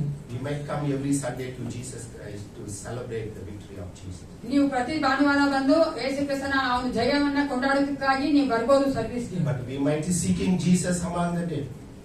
ನಾವು ಸತ್ತವರ ಮಧ್ಯದಲ್ಲಿ ಯೇಸು ಕ್ರಿಸ್ತನ ಹುಡುಕ್ತಾ ಇರ್ಬೋದು. And whenever we disobey God and when we live in sin and we are not having an eternal hope with Jesus Christ, we may be seeking the Jesus Christ among the dead. ನಾವು ಅವಿಧೇಯರಾಗಿ ಪಾಪದಲ್ಲೇ ಇರುವುದಾದ್ರೆ, ನಾವು ಪುನರ್ತನಾಗಿರುವಂತ ಯೇಸು ಕ್ರಿಸ್ತ ನಂಬದೇ ಇರುವುದಾದ್ರೆ, ನಾವು ಸತ್ತವರ ಮಧ್ಯೆ ಯೇಸು ಕ್ರಿಸ್ತ ಹುಡುಕ್ತಾ ಇದ್ದೀವಿ. Don't seek the Jesus Christ among the dead. Seek Jesus Christ that He is there with you. He is alive. He is resurrected. ಸತ್ತವರ ಮಧ್ಯೆ ನೀವು ಹುಡುಕ್ಬೇಡ್ರಿ, ಆತನು ಪುನರ್ತನ ಆಗಿ ನಮ್ಮಲ್ಲಿ ವಾಸ ಮಾಡ್ತಾ ಇದ್ದಾನೆ, ನೀವು ಅರ್ಥ ಮಾಡ್ಕೊಂಡು And ನಮ್ಮಲ್ಲಿ. not only that, when Peter preached this sermon on the day of Pentecost, the Holy Spirit came and ascended and descended on to all of them and took them control of their lives, and they empowered them to preach the kingdom of ಆ God. ಒಂದು ಶತಮಾನದಿಂದಲೇ ನಾವು ನೋಡ್ತೇವೆ, ಪರಿಶುದ್ಧಾತ್ಮನವರು ಮೇಲೆ ಇಳಿದು ಬಂದು ಅವರನ್ನ ಆತನ ಹತೋಟಿಗೆ ತೆಗೆದುಕೊಂಡ. And God is very much alive and His presence in your midst. ಆತನು ಜೀವಿಸುವಾತನಾಗಿ ನಮ್ಮ ಮಧ್ಯದಲ್ಲೇ ವಾಸ ಮಾಡ್ತಾ ಇದ್ದಾನೆ. What is the authority and hope of Jesus Christ in the resurrection? ಈ ಒಂದು ಪುನರುತ್ಥಾನದಲ್ಲಿ ಯೇಸು ಕ್ರಿಸ್ತನ ಒಂದು ನಿರೀಕ್ಷೆ ಮತ್ತೆ ಅಧಿಕಾರ ಏನಾಗಿದೆ? He is asking a chair in your heart that you want to come and rule your life. ನಿಮ್ಮ ಒಂದು ಹೃದಯದಲ್ಲಿ ಒಂದು ಸ್ಥಳ ಬೇಕು ಅಂತ ಕೇಳ್ತಾ ಇದ್ದಾರೆ, ನಿಮ್ಮ ಜೀವಿತವನ್ನ ಆತನ ಆಳ್ವಿಕೆ ಮಾಡೋದಕ್ಕಾಗಿ. Is He a king of Jews? ಆತ ನಿಮಗೆ ರಾಜನಾಗಿ ನೋಡ್ತೀರಾ? Because people ask that, are you a king of Jews? ಆ ಒಂದು ಯಹೂದ್ಯರ ಅರಸನಾಗಿ ಆತನ ನೋಡ್ತೀರಾ? ಜನಗಳು ಕೇಳಿದ್ರು ಆತನ. And he said, yes, I am. ಆತನ ಹೌದು ನಾನೇ ಅಂದ್ರು. Where is your kingdom? ನಿಮ್ಮ ಒಂದು ದೇವರ ರಾಜ್ಯ ಎಲ್ಲಿದೆ? My kingdom is not on this earth. ಈ ಒಂದು ಲೋಕದಲ್ಲಿ ನನ್ನ ಒಂದು ರಾಜ್ಯವಿಲ್ಲ. My people are the kingdom of God, and I will rule in their heart. ನನ್ನ ಜನರೇ ನನ್ನ ಒಂದು ರಾಜ್ಯವಾಗಿದ್ದಾರೆ, ನಾನು ಅವರಲ್ಲಿ ವಾಸ ಮಾಡ್ತೇನೆ, ಅವರನ್ನ ನಾನು ಆಳ್ವಿಕೆ ಮಾಡ್ತೇನೆ. Every moment of our life we declare that Jesus is alive and He is ruling in my heart. He is resurrected Jesus. ನಮ್ಮ ಒಂದು ಪ್ರತಿ ನಮ್ಮ ಜೀವಿತದ ಸಂಪೂರ್ಣವಾಗಿ ನಾವು ಆತನು ಪುನರುತ್ಥಾನ ಆಗಿದ್ದಾನೆ ಎಂಬುದನ್ನು ಘೋಷಿಸುವವರಾಗಿರ್ಬೇಕು. The other thing is, what we can learn from the resurrection of Jesus Christ is, it is the foundation for our Christian belief. ಮತ್ತೊಂದು ಸತ್ಯವನ್ನು ತಿಳ್ಕೊಳ್ಬೇಕಂದ್ರೆ ಪುನರುತ್ಥಾನದಲ್ಲಿ ಯೇಸು ಕ್ರಿಸ್ತನ ಒಂದು ಪುನರುತ್ಥಾನದಲ್ಲಿ ಆತನು ನಮ್ಮ ಕ್ರೈಸ್ತ ನಂಬಿಕೆಗೆ ಅಡಿಪಾಯವಾಗಿದ್ದಾನೆ. The foundation of any church of Jesus Christ today is the foundation that Jesus Christ is resurrected from the dead. ಯಾವ ಸಭೆ ಒಂದು ಅಡಿಪಾಯವಾಗಿದ್ರೂ ಸಹ ಯೇಸು ಕ್ರಿಸ್ತ ಸತ್ತವರಿಂದ ಪುನರುತ್ಥಾನ ಎದ್ದಿದ್ದಾನೆ ಎಂಬುದೇ ಒಂದು ಅಡಿಪಾಯವಾಗಿದೆ. On what authority you are preaching this kingdom of God? ಈ ದೇವರ ರಾಜ್ಯವನ್ನು ಯಾವ ಅಧಿಕಾರದ ನಾವು ಪ್ರೀಚ್ ಮಾಡ್ತಾ ಇದ್ದೇವೆ? And Jesus explained to them on whose authority he is preaching the kingdom of God. ಯೇಸು ಕ್ರಿಸ್ತನ ಅವರಿಗೆ ವಿವರಿಸಿ ಹೇಳ್ದ, ನಾನು ಯಾವ ಅಧಿಕಾರನ ಆತನು ಮಾಡ್ತಾ ಇದ್ದಾನೆ ಎಂದು. We read that in Luke and all other gospel writers. ಆ ಎಲ್ಲಾ ಸುವಾರ್ತಿಕರಲ್ಲಿ ನೋಡ್ತೇವೆ. In their confused situation, God is clearing to them that He is the Son of the living God. ಆ ಎಲ್ಲ ಗಲಿಬಿಲಿಯ ಸನ್ನಿವೇಶ ಮಧ್ಯೆಯೂ ಸಹ ಆತನು ಅವರಿಗೆ ಸ್ಪಷ್ಟವಾಗಿ ಹೇಳ್ತಾ ಇದ್ದಾನೆ, ಆತನು ಜೀವಿಸುವ ದೇವನಾಗಿದ್ದಾನೆ. One time Jesus asked His disciple, whom do you think that people are saying about me? ಶಿಷ್ಯರನ್ನ Yesu Krista ಕೇಳ್ತಾನೆ ಒಂದ್ಸಾರಿ, ಜನಗಳು ನನ್ನ ಏನಂತ ಕರೀತಾರೆ ಎಂದು. So there were 12 disciples and 12 of them, some of them gave a different answer. 12 ಶಿಷ್ಯರಿಗಾಯ್ತು, ಕೆಲವರು ಬೇರೆ ಬೇರೆ ಉತ್ತರ ಕೊಟ್ಟರು. And they said, some says that you are a prophet. ಕೆಲವರು ಹೇಳ್ತಾರೆ ನೀನು ಪ್ರವಾದಿ ಎಂದು. And some says that you are Elijah, you are already reincarnated. ನೀವು ಏಜ ಆಗಿ ತಿರುಗಿ ಹುಟ್ಟಿ ಬಂದಿದ್ಯಾ ಅಂತಾರೆ. And some says that you are a miracle, you did perform a miracle. ನೀವು ಅದ್ಭುತ ಮಾಡುವಂತ ಅದ್ಭುತಗಾರನು ಅಂತಾರೆ. And there is one person, one disciple who preached this message on the day of Pentecost. He said that you are the Son of the living God. ಪೇತ್ರನು ಹೇಳ್ತಾನೆ, ನೀನು ಜೀವ ಸ್ವರೂಪದ ದೇವರ ಮಗನಾಗಿದ್ದೀನಿ. What is the answer Jesus gave him? ಯೇಸು ಕ್ರಿಸ್ತನು ಏನು ಉತ್ತರ ಕೊಟ್ಟರು ಆತನಿಗೆ? ಏನ್ ಕೊಟ್ಟರು? ಪೇತ್ರನು ಹೇಳಿದ ತಕ್ಷಣ ಯೇಸು ಕ್ರಿಸ್ತನು ಅವ್ರಿಗೆ ಏನು ಉತ್ತರ ಕೊಟ್ಟರು? Sometimes, many times I tell people that when we don't know the answer, that tells us that how poor we are in learning God's scripture. ನಾನು ಅನೇಕ ಸಾರಿ ಹೇಳ್ತೀನಿ, ನಿಮಗೆ ಉತ್ತರ ಕೊಡಕ್ ಬಂದಿಲ್ಲ ಅಂದ್ರೆ ನೀವು ಎಷ್ಟು ಅಂದ್ರೆ ಕಡಿಮೆ ಆಗಿ ನೀವು ದೇವರ ವಾಕ್ಯವನ್ನು ಕಲಿತಾ ಇದ್ದೀರಿ. I take a devotion. We take devotion every day in our office. I remind people. When I ask question, they blink. I say that tells us that how poor we are in knowing God's word. ನಮ್ಗೆ ಉತ್ತರ ಗೊತ್ತಿಲ್ಲ ಅಂದ್ರೆ ಏನ್ ತೋರಿಸುತ್ತದೋ ನಮ್ಗೆ ದೇವರ ವಾಕ್ಯ ಎಷ್ಟು ಕಡಿಮೆ ಆಗಿ ಗೊತ್ತಿದೆ, ನಾವು ಎಷ್ಟು ಕಡಿಮೆ ಕಲಿತಾ ಇದ್ದೀವಿ ಅಂತ. I am saying with liberty to you because we are a family. Okay, I take the liberty. Read the word of God. I am encouraging you. Don't take me wrong. ನಾನು ತಪ್ಪಾಗಿ ತಿಳ್ಕೊಬೇಡಿ, ನಾನು ಒಂದು ಕುಟುಂಬವಾಗಿ ನಿಮ್ಗೆ ಹೇಳ್ತಾ ಇದ್ದೀನಿ, ದೇವರ ವಾಕ್ಯ ಓದ್ರಿ ಅಂತ. So every time God has to remind us that we lack in God's word, so that we learn more about Him. ದೇವರು ನಮಗೆ ಜ್ಞಾಪಕ ಮಾಡ್ತಾ ಇರ್ತಾನೆ, ನೀನು ಕಡಿಮೆ ಆಗಿದ್ಯಾ ದೇವ್ರ ವಾಕ್ಯದಲ್ಲಿ, ದೇವ್ರ ವಾಕ್ಯ ಇನ್ನು ಹೆಚ್ಚಾಗಿ ಕಲಿ ಅಂತ ಹೇಳ್ತಾನೆ. So Jesus told Peter, "Blessed are you, my Peter." ಪೇತ್ರ ಹೇಳ್ತಾನೆ, ನೀನು ಧನ್ಯನು. The flesh has not revealed this to you. ಮಾಂಸ ನಿನಗೆ ಇದನ್ನ ತೋರ್ಪಡಿಸಿಲ್ಲ. The God in heaven is revealed this to you. ಪರಲೋಕದ ದೇವರು ನಿನಗೆ ಇದನ್ನ ಪ್ರಕಟಪಡಿಸಿದ್ದಾನೆ. You are a prophet that you shared this message among all others that Jesus is the Son of the living God. ಬೇರೆ ಎಲ್ಲರಿಗೂ ಸಹ ನೀನು ಯೇಸು ಕ್ರಿಸ್ತನೇ ಜೀವವುಳ್ಳ ಜೀವ ಸ್ವರೂಪವಾದ ದೇವರ ಮಗನೆಂದು ನೀನು And ಪ್ರಕಟ because ಮಾಡಿದ್ದೀ. he understood that Jesus is the Son of the living God, ಪೇತ್ರ ಅರ್ಥ ಮಾಡ್ಕೊಂಡಿದ್ದ ಆತನ ಜೀವ ಸ್ವರೂಪ ದೇವರ ಮಗನೆಂದು. so God told him that because you are saying this, that I will build my church, the gates of hell will not prevail. ಅದಕ್ಕಾಗಿ ನಾನು ಸಭೆಯನ್ನ ಕಟ್ತೇನೆ, ಅದು ಅಪಾತಾದ ವೇದಿಕೆ ಜಯಿಸೋದಿಲ್ಲ. So Pastor is testing you. So therefore, friend, the foundation of every church today, you see, after Jesus Christ, is the one who believes that Jesus is resurrected from the dead. ಪ್ರತಿಯೊಂದು ಸಭೆಯಲ್ಲೂ ಸಹ ಎಲ್ಲರೂ ನಂಬೋದು ಯೇಸು ಕ್ರಿಸ್ತ ಸತ್ತವರಿಂದ ಎದ್ದಿದ್ದಾನೆ, ಪುನರುತ್ಥಾನ ಆಗಿದ್ದಾನೆ. So that is the foundation. ಅದೇ ನಮ್ಮ ಸಭೆಗಿರುವಂತಹ ಒಂದು ಅಡಿಪಾಯವಾಗಿದೆ. And this is the foundation of our Christian faith.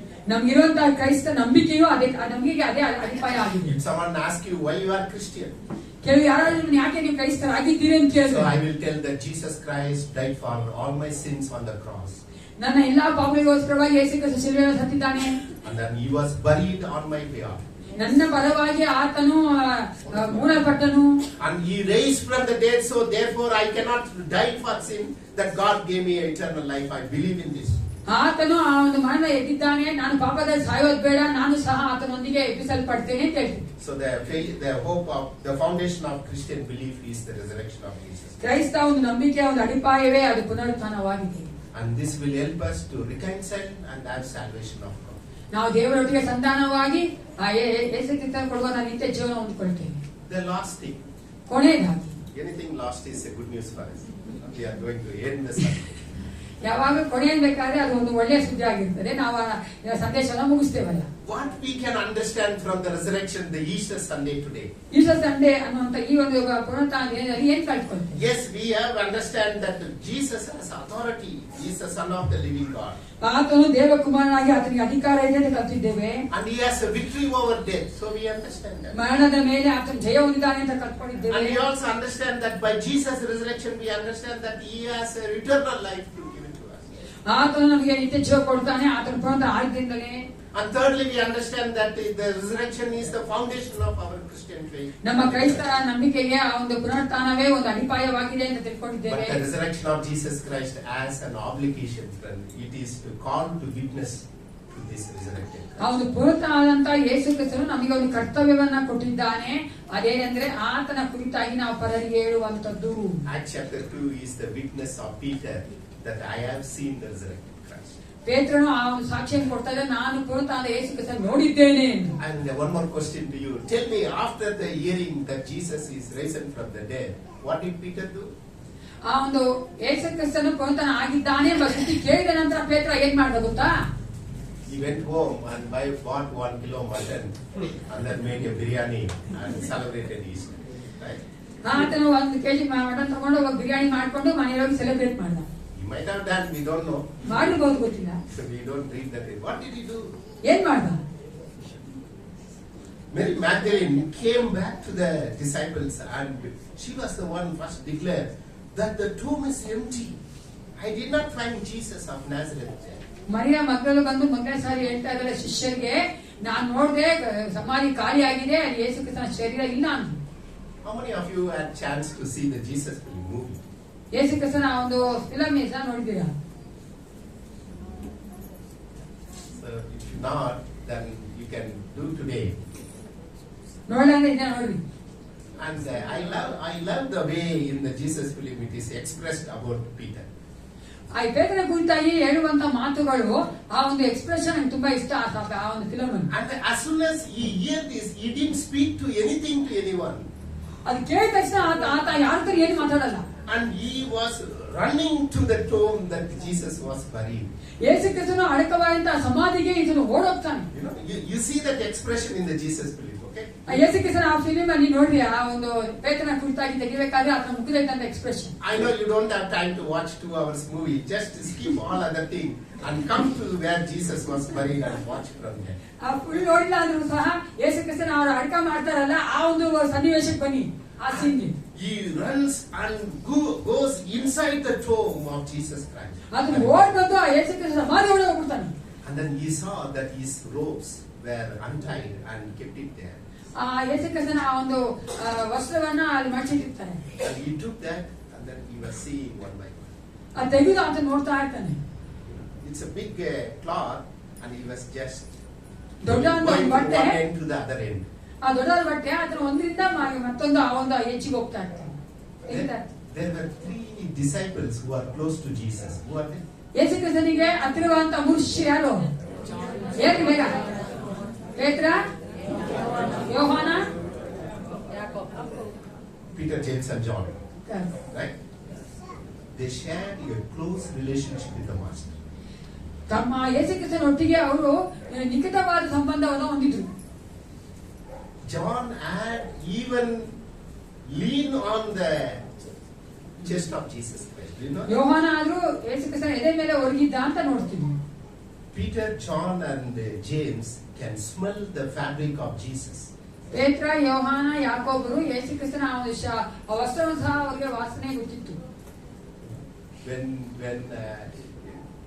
When my children and my wife, they pass my room or they open the door, when they come, the way they open the door, the way they walk, I know my wife is home. ನನ್ನ room ಯಾರೋ ಬಂದ್ರೆ ಅವ್ರು ಬಾಗಿಲು ತಗೊಂಡ್ ಬಂದ್ರೆ ಅವ್ರು ನಡುವೆಲ್ಲ ಹೇಳ್ಬಿಡ್ತೀನಿ ನನ್ನ ಹೆಂಡತಿ ಬರ್ತಾ ಇದ್ದಾರೆ. And I know how my first son open the door and come inside. ಮೊದಲನೇ ಮಗ ಯಾವ ತರ ಬಾಗಿಲು ತೆಗಿತಾನೆ ಬರ್ತಾನೆ ಅಂತ ನನ್ಗೆ ಗೊತ್ತು. I know how my second son come to my home. I can, even without seeing, I can sense and realize that my son is home. ಎರಡನೇ ಮಗ ಯಾವ ತರ ಬಾಗಿಲು ತಗೊಂಡ್ ಬರ್ತಾನೆ ಅವ್ರು ನೋಡಿ ಅಂದ್ರೂ ಸಹ ನನ್ಗೆ ಗೊತ್ತು ಅವ್ರೆ ಅಂತ, ಅವ್ರು ಯಾವ ತರ ಮಾಡ್ತಾರೆ ನನ್ಗೆ ಗೊತ್ತು. And I know who has thrown their shirt, removed the shirt for washing, and which son has done this. ಆ ಒಂದು ಶರ್ಟ್ ತೆಗೆದು ಹಾಕ್ತಾರೆ ಹೋಗಕ್ಕೆ, ಅವಾಗ ನನ್ಗೆ ಗೊತ್ತು ಯಾವ ಮಗ ಹಾಕಿದ ಅಂತ ಸಹ ನನ್ಗೆ ಗೊತ್ತು. Peter, in all his failures, friends, he want to go back and share the closeness of Jesus and the resurrected Jesus. ಆತನು ಎಷ್ಟೋ ಸನ್ನಿವೇಶ ಸತ್ತೋಗಿದ್ದ ಪೇತ್ರನ, ಆದ್ರೂ ಸಹ ಆತನು ಯೇಸು ಕ್ರಿಸ್ತನಿಗೆ ಯಾವ ರೀತಿ ನಿಕಟವಾಗಿದ್ದ ಆ ಸುದ್ದಿಯನ್ನು ಎಲ್ರಿಗೂ ಹೇಳಕ್ಕೆ ಆತನ ಆಸೆ. He even said that I don't know about this man. I don't know about this man. He even said this 3 times. ಆತನು 3 ಸಾರಿ ಹೇಳ್ಬಿಟ್ಟು ಈ ಮನುಷ್ಯ ಯಾರನ್ನ ಗೊತ್ತಿಲ್ಲ ಅಂತ. But when Jesus was resurrected from the dead, he went back and then he took the garments and he wanted to share the closeness of Jesus. ಆತನು ಪುನಃ ಆದ ಮೇಲೆ ಆತನ ಯೇಸು ಕ್ರಿಸ್ತನ ಆ ಒಂದು ಬಟ್ಟೆಯನ್ನು ತೆಗಿಬೇಕಾದ್ರೆ ನಾವು ನೋಡ್ತೇವೆ ಆತನ ಒಂದು ನಿಕಟವಾದ ಸಂಬಂಧವನ್ನ ಆತನು ಬೇರೆಯವರಿಗೆ ಹೇಳಕ್ಕೆ ಆಸೆ ಪಡ್ತಾನೆ. The resurrected Christ want to share that closeness with us. ಆ ಪುನಃ ಯೇಸು ಕ್ರಿಸ್ತನ ಅದೇ ನಿಕಟವಾದ ಸಂಬಂಧ ನಮ್ಮೊಂದಿಗೆ ಹೊಂದಿಕೊಳ್ಬೇಕಂತ ಆಸೆ ಪಡ್ತಾನೆ. He's saying that it's okay, even if you have disobeyed me, you are in sin. If you want to share that closeness, I will. ನೀವು ಅವಿಧೇಯರಾಗಿದ್ದೀರಾ, ಪಾಪ ಮಾಡಿದ್ರೆ ಆದ್ರೂ ಪರವಾಗಿಲ್ಲ, ನೀವು ನನ್ನ ಹತ್ರ ಬನ್ನಿ, ಆ ನಿಕಟವಾದ ಸಂಬಂಧನ ಹೇಳಕ್ಕೆ ಇಷ್ಟಪಡ್ತೀನಿ. So after that, he comes back to the upper room. ತಿರುಗಿ ಅದರ ಮೇಲಂತಿಸಿ ಬರ್ತಾನೆ. And then he is declaring to them that I have seen Jesus is resurrected. ನಾನು ನೋಡಿದೆ ಸತ್ತವರಿಂದ ಯೇಸು ಕ್ರಿಸ್ತನು ಪುನರುತ್ಥಾನಕ್ಕೆ ಎದ್ದಿದ್ದಾನೆ. He did not appear to him. ಆತನಿಗೆ ಆತನು ಕಾಣಿಸ್ಕೊಳ್ಳಿಲ್ಲ. He appeared to Magdalene. ಮಗ್ದಲಿನಿಗೆ ಆತನು ತೋರಿಸ್ಕೊಟ್ಟ. And how she recognized him? ಯಾವ ರೀತಿ ಆಕೆ ಆತನನ್ನ ಗುರುತಿಸಲು? ತೋಟಗಾರ. How difficult human being understand this. She was sharing closeness with Jesus Christ, took the communion with him on the Maundy Thursday, and she recognized the resurrected Christ as a gardener. ಆಕೆ ನೋಡಿ ಗೊತ್ತೇ ಇದ್ಲು, ಅದರೊಂದಿಗೆ ಆ ಒಂದು community ತಗೊಂತಾ ಇದ್ಲು, ಅದರೊಟ್ಟಿಗೆ ಇದ್ಲು, ಆದ್ರೂ ಸಹ ಆ ದಿನದ ದಿನದಲ್ಲಿ ಆತನ ತೋಟಗಾರನು ಅಂತ ಅನ್ಕೊಂಡು. If you and me do not understand the power of the resurrection of Jesus Christ, we can recognize him as a ತೋಟಗಾರ. ನಾವು ಸಹ ಅದೇ ಗೋತಾದ ಯೇಸು ಕ್ರಿಸ್ತನ ನಾವು ತಿಳ್ಕೊಂಡಿಲ್ಲ, ಗುರುತಿಸಿಲ್ಲ ಅಂದ್ರೆ, ನಾವು ಅರ್ಥ ಮಾಡ್ಕೊಳ್ಳಿ ಅಂದ್ರೆ ನಾವು ಸಹ ಆತನ ಒಬ್ಬ ತೋಟಗಾರ ಅಂತ ಅನ್ಕೊಳ್ತೇವೆ. Or you can understand Jesus is only there to perform a miracle in my life. ನಮ್ಮ ಜೀವಿತದಲ್ಲಿ ಬರೀ ಅದ್ಭುತ ಮಾತ್ರ ದೇವರಿದ್ದಾನೆ, ಯೇಸು ಕ್ರಿಸ್ತ ಇದ್ದಾನೆ ಅನ್ಕೊಂಡ್ಬಿಡ್ತೀವಿ ನಾವು. And on the Good Friday Sunday, I spoke at the CSA church in Hosur. Hosur ಸೇರಿಸ ಸಭೆಯಲ್ಲಿ ನಾನು ಗುಡ್ ಮಾತಾಡಿದೆ. So I spoke to people by saying that the biggest miracle God can do in your life and my life is the salvation. ನಮ್ಮ ಜೀವಿತಗಳಲ್ಲಿ ದೇವ್ರು ಮಾಡೋ ದೊಡ್ಡ ಅಂತ ಒಂದು ಅದ್ಭುತ ಅಂದ್ರೆ ಅದು ರಕ್ಷಣೆನೇ. There is no other miracle. I need to know that God has the power to save my life. ಅದು ಬಿಟ್ಟು ಬೇರೆ ದೊಡ್ಡ ಒಂದು ಅದ್ಭುತನೇ ಇಲ್ಲ. ಯಾಕಂದ್ರೆ ಆತನೊಬ್ಬನಿಗೆ ಇರೋದನ್ನ ಶಕ್ತಿ ನನ್ನ ಒಂದು ಜೀವಿತವನ್ನ ಬದಲಾಯಿಸಿ ಆ ಒಂದು ರಕ್ಷಣೆ ಕೊಡಕ್ಕೆ ಸಾಧ್ಯ. I don't care if Jesus do not give money or home or health to me. I don't care. He has already performed a miracle in my life that He gave me a salvation to me and saved me from all my sin. Now I can recognize Him as the resurrected Christ, not as the gardener. ಈ ಒಂದು ಲೋಕದಲ್ಲಿ ಇರುವಂತ ಏನೇ ಆಶೀರ್ವಾದ ನಂಗೆ ಕೊಡ್ತಾ ಇದ್ರು ಸಹ ಪರವಾಗಿಲ್ಲ. ಆದ್ರೆ ನಾನು ಆತನ ಗುರುತಿಸಿಕೊಂಡಿದ್ದೇನೆ. ಆತನ ಹೋದ ದೇವರು ನನ್ನ ರಕ್ಷಕನಾಗಿದ್ದಾನೆ ಎಂದು ಈಗ ನಾನು ಹೇಳ್ತೇನೆ. ಆತನ ಒಬ್ಬ ದೊಡ್ಡಗಾರನಲ್ಲ. And when Peter came and told him that we have seen the resurrected Christ, he appeared to us that right here in this room. ಈ ಒಂದು ರೂಮ್ ಅಲ್ಲೇ ಯೇಸು ಕ್ರಿಸ್ತ ನಮ್ಮ ಮಟ್ಟಿಗೆ ಬಂದಿದ್ದಾನೆ, ನಾನು ಅದನ್ನ ನೋಡ್ತಾ ಇದ್ದೀನಿ ಅಂತ ಹೇಳ್ತಾರೆ. And we even said that peace be to you. ದೇವರು ಹೇಳ್ತಾರೆ ನಿಮ್ಗೆ ಸಮಾಧಾನ ಉಂಟಾಗ್ಲಿ ಎಂದು. And one disciple was missing. His name was Thomas. ಒಬ್ಬ ಶಿಷ್ಯನ ತೋಮನೋ ಅಲ್ಲಿ ಇರ್ಲಿಲ್ಲ. Our post office is in Thomastown. So we are all doubting people. ನಾವೆಲ್ಲರೂ ಸದ್ಯ ಪಡುವಂತ ಜನಗಳು ಯಾಕೆ ನಮ್ದು Thomas. So he told that, have you seen Jesus? I have not seen him. ನೀವು ನೋಡಿಲ್ಲ, ನಾನು ನೋಡಿಲ್ಲ ಅಂತ. He is still thinking that Jesus is buried in the tomb. ಅದರ ಪ್ರಕಾರ ಯೇಸು ಕ್ರಿಸ್ತನು ಆ ಸಮಾಧಿಯಲ್ಲಿ ಹಾಕಲ್ಪಟ್ಟಿರೋದೇ ಗೊತ್ತಿಲ್ಲ. He still thinks that 3.5 years I wasted being with him. 3 ವರ್ಷ ನಾನು ವ್ಯರ್ಥವಾಗಿ ಕಳೆದುಬಿಟ್ಟೆ ಆತಂದ್ರೆ. And he told that, whatever you are saying, I am not willing to believe. ನೀವೇನ್ ಹೇಳ್ತೀರೋ ಅದನ್ನ ನಾನು ನಂಬೋದಕ್ಕೆ ಇಷ್ಟಪಡಲ್ಲ. Unless I put my finger on his wounds, I am not willing to ಆ believe. ಗಾಯಗಳು ನಾನು ಬೆರಳಿದ ಹೊರತು ನಾನು ನಂಬಲ್ಲ ಅಂತ. For that one single man, Jesus appears again in the same room. ಒಬ್ಬ ಮನುಷ್ಯನಿಗೋಸ್ಕರ ಅದೇ ಕೊಠಡಿಯಲ್ಲಿ ತಿರುಗಿ ಯೇಸು ಕ್ರಿಸ್ತನ ಪ್ರತ್ಯಕ್ಷನಾದ. And he told to Thomas that that is what is going to help you to believe that I am resurrected from the dead, put your fingers on my wounds. ನಾನು ಪುನರುತ್ಥಾನನಾಗಿದ್ದೇನೆ ನಂಬೋದಕ್ಕೆ ನಿಮಗೆ ಅದೇ ತಡೆ ಆಗಿರುವುದಾದ್ರೆ ನೀನೇ ನಿನ್ನ ಬೆರಳಿಗ ನಾನು ಗಾಯಗ ಇಟ್ಟು ನೋಡು. And he didn't put his fingers. ಆತನ ಗಾಯಗಳಲ್ಲಿ ಬೆರಳಿರಲಿಲ್ಲ. But he only spoke 2 words. 7 ಪದ ಹೇಳಿದ. He did not speak a chapter like this.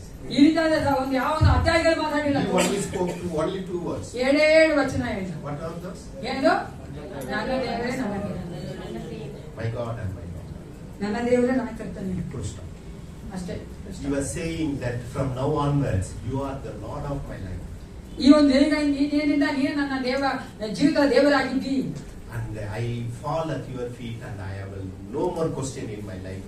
That I have only task is to communicate the witness that you are resurrected from the dead. ನಿನ್ನ ಮುಂಭಾಗ ನಾನು ಅಡ್ಡ ಬಿದ್ದು ನೀನೇ ದೇವರಂತ ನನಗಿರೋ ಒಂದೇ ಕೆಲಸ ಏನಂದ್ರೆ ನಿನ್ನ ಕುರಿತಾಗಿ ನಾನು ಸಾಕ್ಷಿ ಹೇಳ್ತೇನೆ. And to tell that he traveled 13,900 kilometers. 13,000 ಕಿಲೋಮೀಟರ್ಗಳ ಆತನು ಪ್ರಯಾಣ ಮಾಡ್ಕೊಂಡು ಬಂದ ಭಾರತ ದೇಶ. And then he came to Kerala. Kerala ಬಂದ. Okay, if you are interested, we can go for the gospel tour. ಇಷ್ಟ ಆಗಿದ್ರೆ ಸುವಾರ್ತೆಯ ಒಂದು ಟ್ರಿಪ್ ಅನ್ನ ಟೂರ್ ನ ಮಾಡೋಣ. So friends, today in conclusion that the resurrection story, the resurrection event, the experience will compel us to share this as a witness and testimony. ಈ ಒಂದು ಪುನರುತ್ಥಾನದಲ್ಲಿ ಈ ಒಂದು ಈಸ್ಟರ್ ಅಲ್ಲಿ ನಮಗೆ ದೇವರು ಮಾಡುವಂತ ಒತ್ತಾಯ ಮಾಡುವಂತ ಒಂದೇ ಒಂದು ಕಾರ್ಯ ಏನಂದ್ರೆ ನಾವು ಈ ಒಂದು ಪುನರುತ್ಥಾನ ಯೇಸು ಕ್ರಿಸ್ತನ ಕುರಿತಾಗಿ ಬೇರೆಯವರಿಗೆ ಹೇಳಬೇಕೆಂಬುದು. The act of your giving as a Easter offering is to tell the world that Jesus is risen from the dead. ನಾವು ಈಸ್ಟರ್ ಆಫರಿಂಗ್ ಕೊಟ್ಟರೆ ಈ ಲೋಕಕ್ಕೆ ಯೇಸು ಕ್ರಿಸ್ತನ ಪುನರುತ್ಥಾನ ಆಗಿದ್ದ ಅಂತ ತೋರಿಸಿಕೊಡೋದಕ್ಕಾಗಿ. Either you go or you send. ನೀವೇ ಹೋಗಿ ಅಥವಾ ನೀವು ಕಳಿಸ್ಕೊಡಿ. If you can't go, you send someone. ನಿಮ್ಗೆ ಹೋಗಕ್ಕಾಗಲ್ವಾ ಬೇರೆಯವ್ರನ್ನ ಕಳಿಸ್ಕೊಡೋದಕ್ಕೆ ಸಹಾಯ ಮಾಡಿ. Our Muslim brothers believe that if you can't go to Mecca, you give money to someone to go. ಆ ಮುಸ್ಲಿಂ ಅಂತಾನೆ ಹೇಳ್ತಾರೆ ಮೆಕ್ಕಾಗೆ ಹೋಗೋ ನೀವು ಮೆಕ್ಕಾಗೆ ಹೋಗಕ್ಕಾಗಲ್ವಾ ಬೇರೆಯವ್ರನ್ನ ಕಳಿಸ್ಕೊಡಿ. Let's surrender our life to the resurrected Christ. ಯೇಸು ಕ್ರಿಸ್ತನ ಪುನರುತ್ಥಾನ ಯೇಸು ಕ್ರಿಸ್ತನಿಗೆ ನಮ್ಮ ಜೀವಿತ ಒಪ್ಪಿಸಿಕೊಡು. Let us go like Peter and reconnect the closeness of Jesus Christ. ಪೇತ್ರನ ಹತ್ರ ಹೋಗಿ ಪೇತ್ರನ ಹಾಗೆ ನಾವು ಸಹ ಯೇಸು ಕ್ರಿಸ್ತನ ಒಟ್ಟಿಗೆ ನಿಕಟ ಸಂಬಂಧದಲ್ಲಿರೋಣ. And let's all celebrate the victory of Jesus Christ in our life. ನಮ್ಮ ಜೀವಿತ ಯೇಸು ಕ್ರಿಸ್ತ ಕೊಟ್ಟಂತ ಒಂದು ಜಯವನ್ನು ನಾವು ಆಚರಣೆ ಮಾಡೋಣ, ಕೊಂಡಾಡೋಣ. If you want to share the closeness and victory of Jesus Christ, say amen. Raise your hand and say amen. Amen. Amen. Amen. ಎಲ್ಲರೂ ನಿಂತ್ಕೊಳ್ಳೋಣ.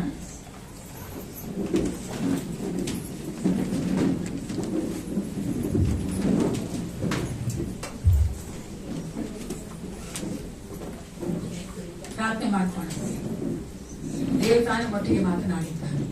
ಈ ಒಂದು ಪುನರುತ್ಥಾನದ ದಿನದಲ್ಲಿ ನಾವು ಈಸ್ಟರ್ ಆಚರಣೆ ಮಾಡ್ತಾ ಇದ್ದೇವೆ ಅಂದ್ರೆ ಆತನು ತ್ರಯೇಕ ದೇವರಲ್ಲಿ ಒಂದು ಭಾಗವಾಗಿದ್ದಾನೆ ದೃಢಪಡಿಸುವುದಕ್ಕಾಗಿ, ನಮ್ಮನ್ನು ಸಹ ಆತನು ನಿತ್ಯ ಜೀವ ಕೊಟ್ಟು ಆತನೊಟ್ಟಿಗೆ ಇರುವಂತೆ ಮಾಡುವುದಕ್ಕಾಗಿ, ನಮ್ಮ ಒಂದು ಕ್ರೈಸ್ತ ನಂಬಿಕೆಯ ಒಂದು ಅಡಿಪಾಯವಾಗಿ ನಾವು ಆತನ ಒಂದು ಸಾಕ್ಷಿಗಳಾಗಿರಬೇಕೆಂದೇ ಈ ದಿನದಲ್ಲಿ ನಾವು ಕಲ್ತ್ಕೊಂಡಿದ್ದೇವೆ. ನಾವು ಸಭೆಗೆ ಬರ್ತೇವೆ ಹೋಗ್ತೇವೆ ಅಲ್ಲ ಪ್ರಿಯರೇ, ದಯವಿಟ್ಟು ಯೋಚನೆ ಮಾಡಿ, ಇದರ ಕುರಿತಾಗಿ ಆಲೋಚನೆ ಮಾಡಿ. ನಾನು ಎಷ್ಟು ಜನಕ್ಕೆ ಪುನರುತ್ಥಾನದ ಯೇಸು ಕ್ರಿಸ್ತನ ಕುರಿತಾಗಿ ಹೇಳಿದ್ದೇನೆ, ಎಷ್ಟು ಜನರಿಗೆ ನಾನು ಅವರು ಯೇಸು ಕ್ರಿಸ್ತನೇ ನಿಜವಾದ ದೇವರಿಂದ ನಂಬುವಂತೆ ನಾನು ಕನ್ವಿನ್ಸ್ ಮಾಡಿದ್ದೇನೆ. ಯೋಚನೆ ಮಾಡೋಣ ಪ್ರಿಯರೇ, ನಾವು ಕಡೆಯ ದಿನಗಳಲ್ಲಿ ವಾಸ ಮಾಡ್ತಾ ಇದ್ದೇವೆ ಅಂದ್ರೆ ದೇವರು ನಮ್ಮಿಂದ ಕೇಳುವಂತ ಈ ಒಂದು ಕಾರ್ಯದಲ್ಲಿ ನಮ್ಮ ತೊಡಗಿಸಿಕೊಳ್ಳೋಣ. ನಾನು ಯಾವಾಗಲೂ ಹೇಳುವಂತೆ ಆಸೆ ಇಲ್ಲದೆ ನಾವು ಮಾಡೋದಿಲ್ಲ ಪ್ರಿಯರೇ. The first comes the desire. ಮೊದಲನೇದಾಗಿ ನಾವು ಆಸೆ ಪಡಬೇಕು ನಮ್ಮ ಹೃದಯದಲ್ಲಿ, ನಮ್ಮ ಮನಸ್ಸುಗಳಲ್ಲಿ. ಪ್ರಾರ್ಥನೆ ಮಾಡಿ ಪ್ರಿಯರೇ, ಏಸಪ್ಪ ಪ್ರತಿದಿನ ನಾನೊಬ್ಬರನ್ನ ಸಂಧಿಸಬೇಕು, ನಿನ್ನ ಕುರಿತಾಗಿ ಹೇಳಬೇಕು, ನಾನು ನಡೆಸಿಕೊಡು ಏಸಪ್ಪ ಅಂತ ಕೇಳಿದ್ದೇವೆ. ಸ್ತೋತ್ರ ರಾಜ, ಥ್ಯಾಂಕ್ ಯು. ಸೈನ್ಯಗಳ ಕರ್ತನೆ ಪರಲೋಕ ತಂದೆ ಅಪ್ಪ ಪಿತನೇ, ಈ ಒಂದು ಬೆಳಗಿನ ಜಾವಕ್ಕಾಗಿ ನಿನಗೆ ಸ್ತೋತ್ರ ಉಂಟಾಗಲಿ. ರಾಜ, ಈ ಒಂದು ವಿಶೇಷವಾದ ದಿನದಲ್ಲಿ ನಿನ್ನ ಮಗನ ಮೂಲಕವಾಗಿ ನಮ್ಮೊಟ್ಟಿಗೆ ಮಾತನಾಡಿದ್ದಕ್ಕಾಗಿ ನಿನಗೆ ಸ್ತೋತ್ರ. ದೇವಾಯಿ ನಡೆದು ಬಂದಿರುವಂತಹ ಪ್ರತಿಯೊಬ್ಬರನ್ನ ಆಶೀರ್ವದಿಸು, ಬಲಪಡಿಸು ಕರ್ತ. ದೇವಾ, ನಾವು ನಿಮ್ಗೆ ಏನಾದ್ರೂ ಒಂದು ಮಾಡಬೇಕೆಂಬ ಒಂದು ಕರ್ತನೆ ಕಾರ್ಯವನ್ನ ಮಾಡಬೇಕು, ಒಂದು ಕರ್ತನೆ ಕೊಟ್ಟಿರುವಂತಹ ಆಜ್ಞೆಗಳನ್ನ ಪರಿಪಾಲನೆ ಮಾಡಬೇಕೆಂಬ ಆಸೆ ಕೊಡು ಕರ್ತನೆ. ಮೊದಲು ನಾವು ಕರ್ತನೆ ನಿನ್ನ ನಿತ್ಯ ಜೀವ ಹೊಂದಿಕೊಂಡಿದ್ದೇವೆ ಭರವಸೆಯಿಂದ ಇರುವಂತೆ, ಅದನ್ನ ಪರರಿಯೂ ಸಹ ಕರ್ತನೆ ಸಾರುವಂತೆ ಈ ಕಾರ್ಯ ಮಾಡಿ ಬೇಕಂತ ನಿನ್ನ ಪರಲೋಕದ ಜ್ಞಾನ, ಬಲ, ಧೈರ್ಯ, ಶಕ್ತಿಯನ್ನು ಕೊಟ್ಟು ನಡೆಸಬೇಕೆಂದು ಒಪ್ಪಿಸಿಕೊಳ್ಳುತ್ತೇನೆ. ಅಪ್ಪ, ನಮ್ಮ ಸಭೆಗೆ ಸೇರುವಂತಹ ಪ್ರತಿಯೊಂದು ಕುಟುಂಬದಲ್ಲಿ ನೀನು ಕಟ್ಟೆ ರಾಜ್ಯದ ಒಡೆಯನಾಗಿತ್ತು ಅಪ್ಪ. ನಮ್ಮ ನಿನ್ನ ಒಂದು ಮಾರ್ಗದಲ್ಲಿ ಕಟ್ಟೆಯನ್ನು ಅಧಿಕವಾಗಿ ನಡೆಸಿಕೊಡಬೇಕೆಂದು ಅಪ್ಪ, ನಿನ್ನನೇ ಕರ್ತನೆ ನಾವು ಹೌದರಾಜ ದೃಷ್ಟಿ ನೋಡುತ್ತಾ ಬರುವಂತ ಎಲ್ಲ ಚಾಲೆಂಜಸ್ ಗಳನ್ನ ಕರ್ತನೆ, ಸವಾಲುಗಳನ್ನ ಕರ್ತನೆ ಎದುರಿಸುವಂತೆ ಕಾರ್ಯ ಮಾಡಿದ ಒಬ್ಬರಾದ್ರೂ ನಾವು ನಂಬಿಕೆಯಲ್ಲಿ ಬಿದ್ದು ಹೋಗಬಾರದು ಏಸಪ್ಪ. ನೀನು ಕರ್ತನೆ ಪ್ರತಿಯೊಬ್ಬರು ನಿನ್ನ ಒಂದು ಪರಿಶುದ್ಧಾತ್ಮನಿಂದ ಅಭಿಷೇಕದ ತುಂಬಿಸಿ ನಡೆಸಿಕೊಡು ಕರ್ತನೆ. ನಾವು ಮಾತ್ರ ಮೈ ಹೊಂದಿಕೊಳ್ಳುವಂತೆ ನಾವು ಜೀವಿಸಬೇಕು ಏಸಪ್ಪ. ಬಲಪಡಿಸು ಯೇಸು ಕ್ರಿಸ್ತನ ನಾಮದಲ್ಲಿ ಪ್ರಾರ್ಥಿಸ್ತೇನೆ, ಒಳ್ಳೆಯ ಪಿತನೇ, ನನ್ನ ಮನವೇ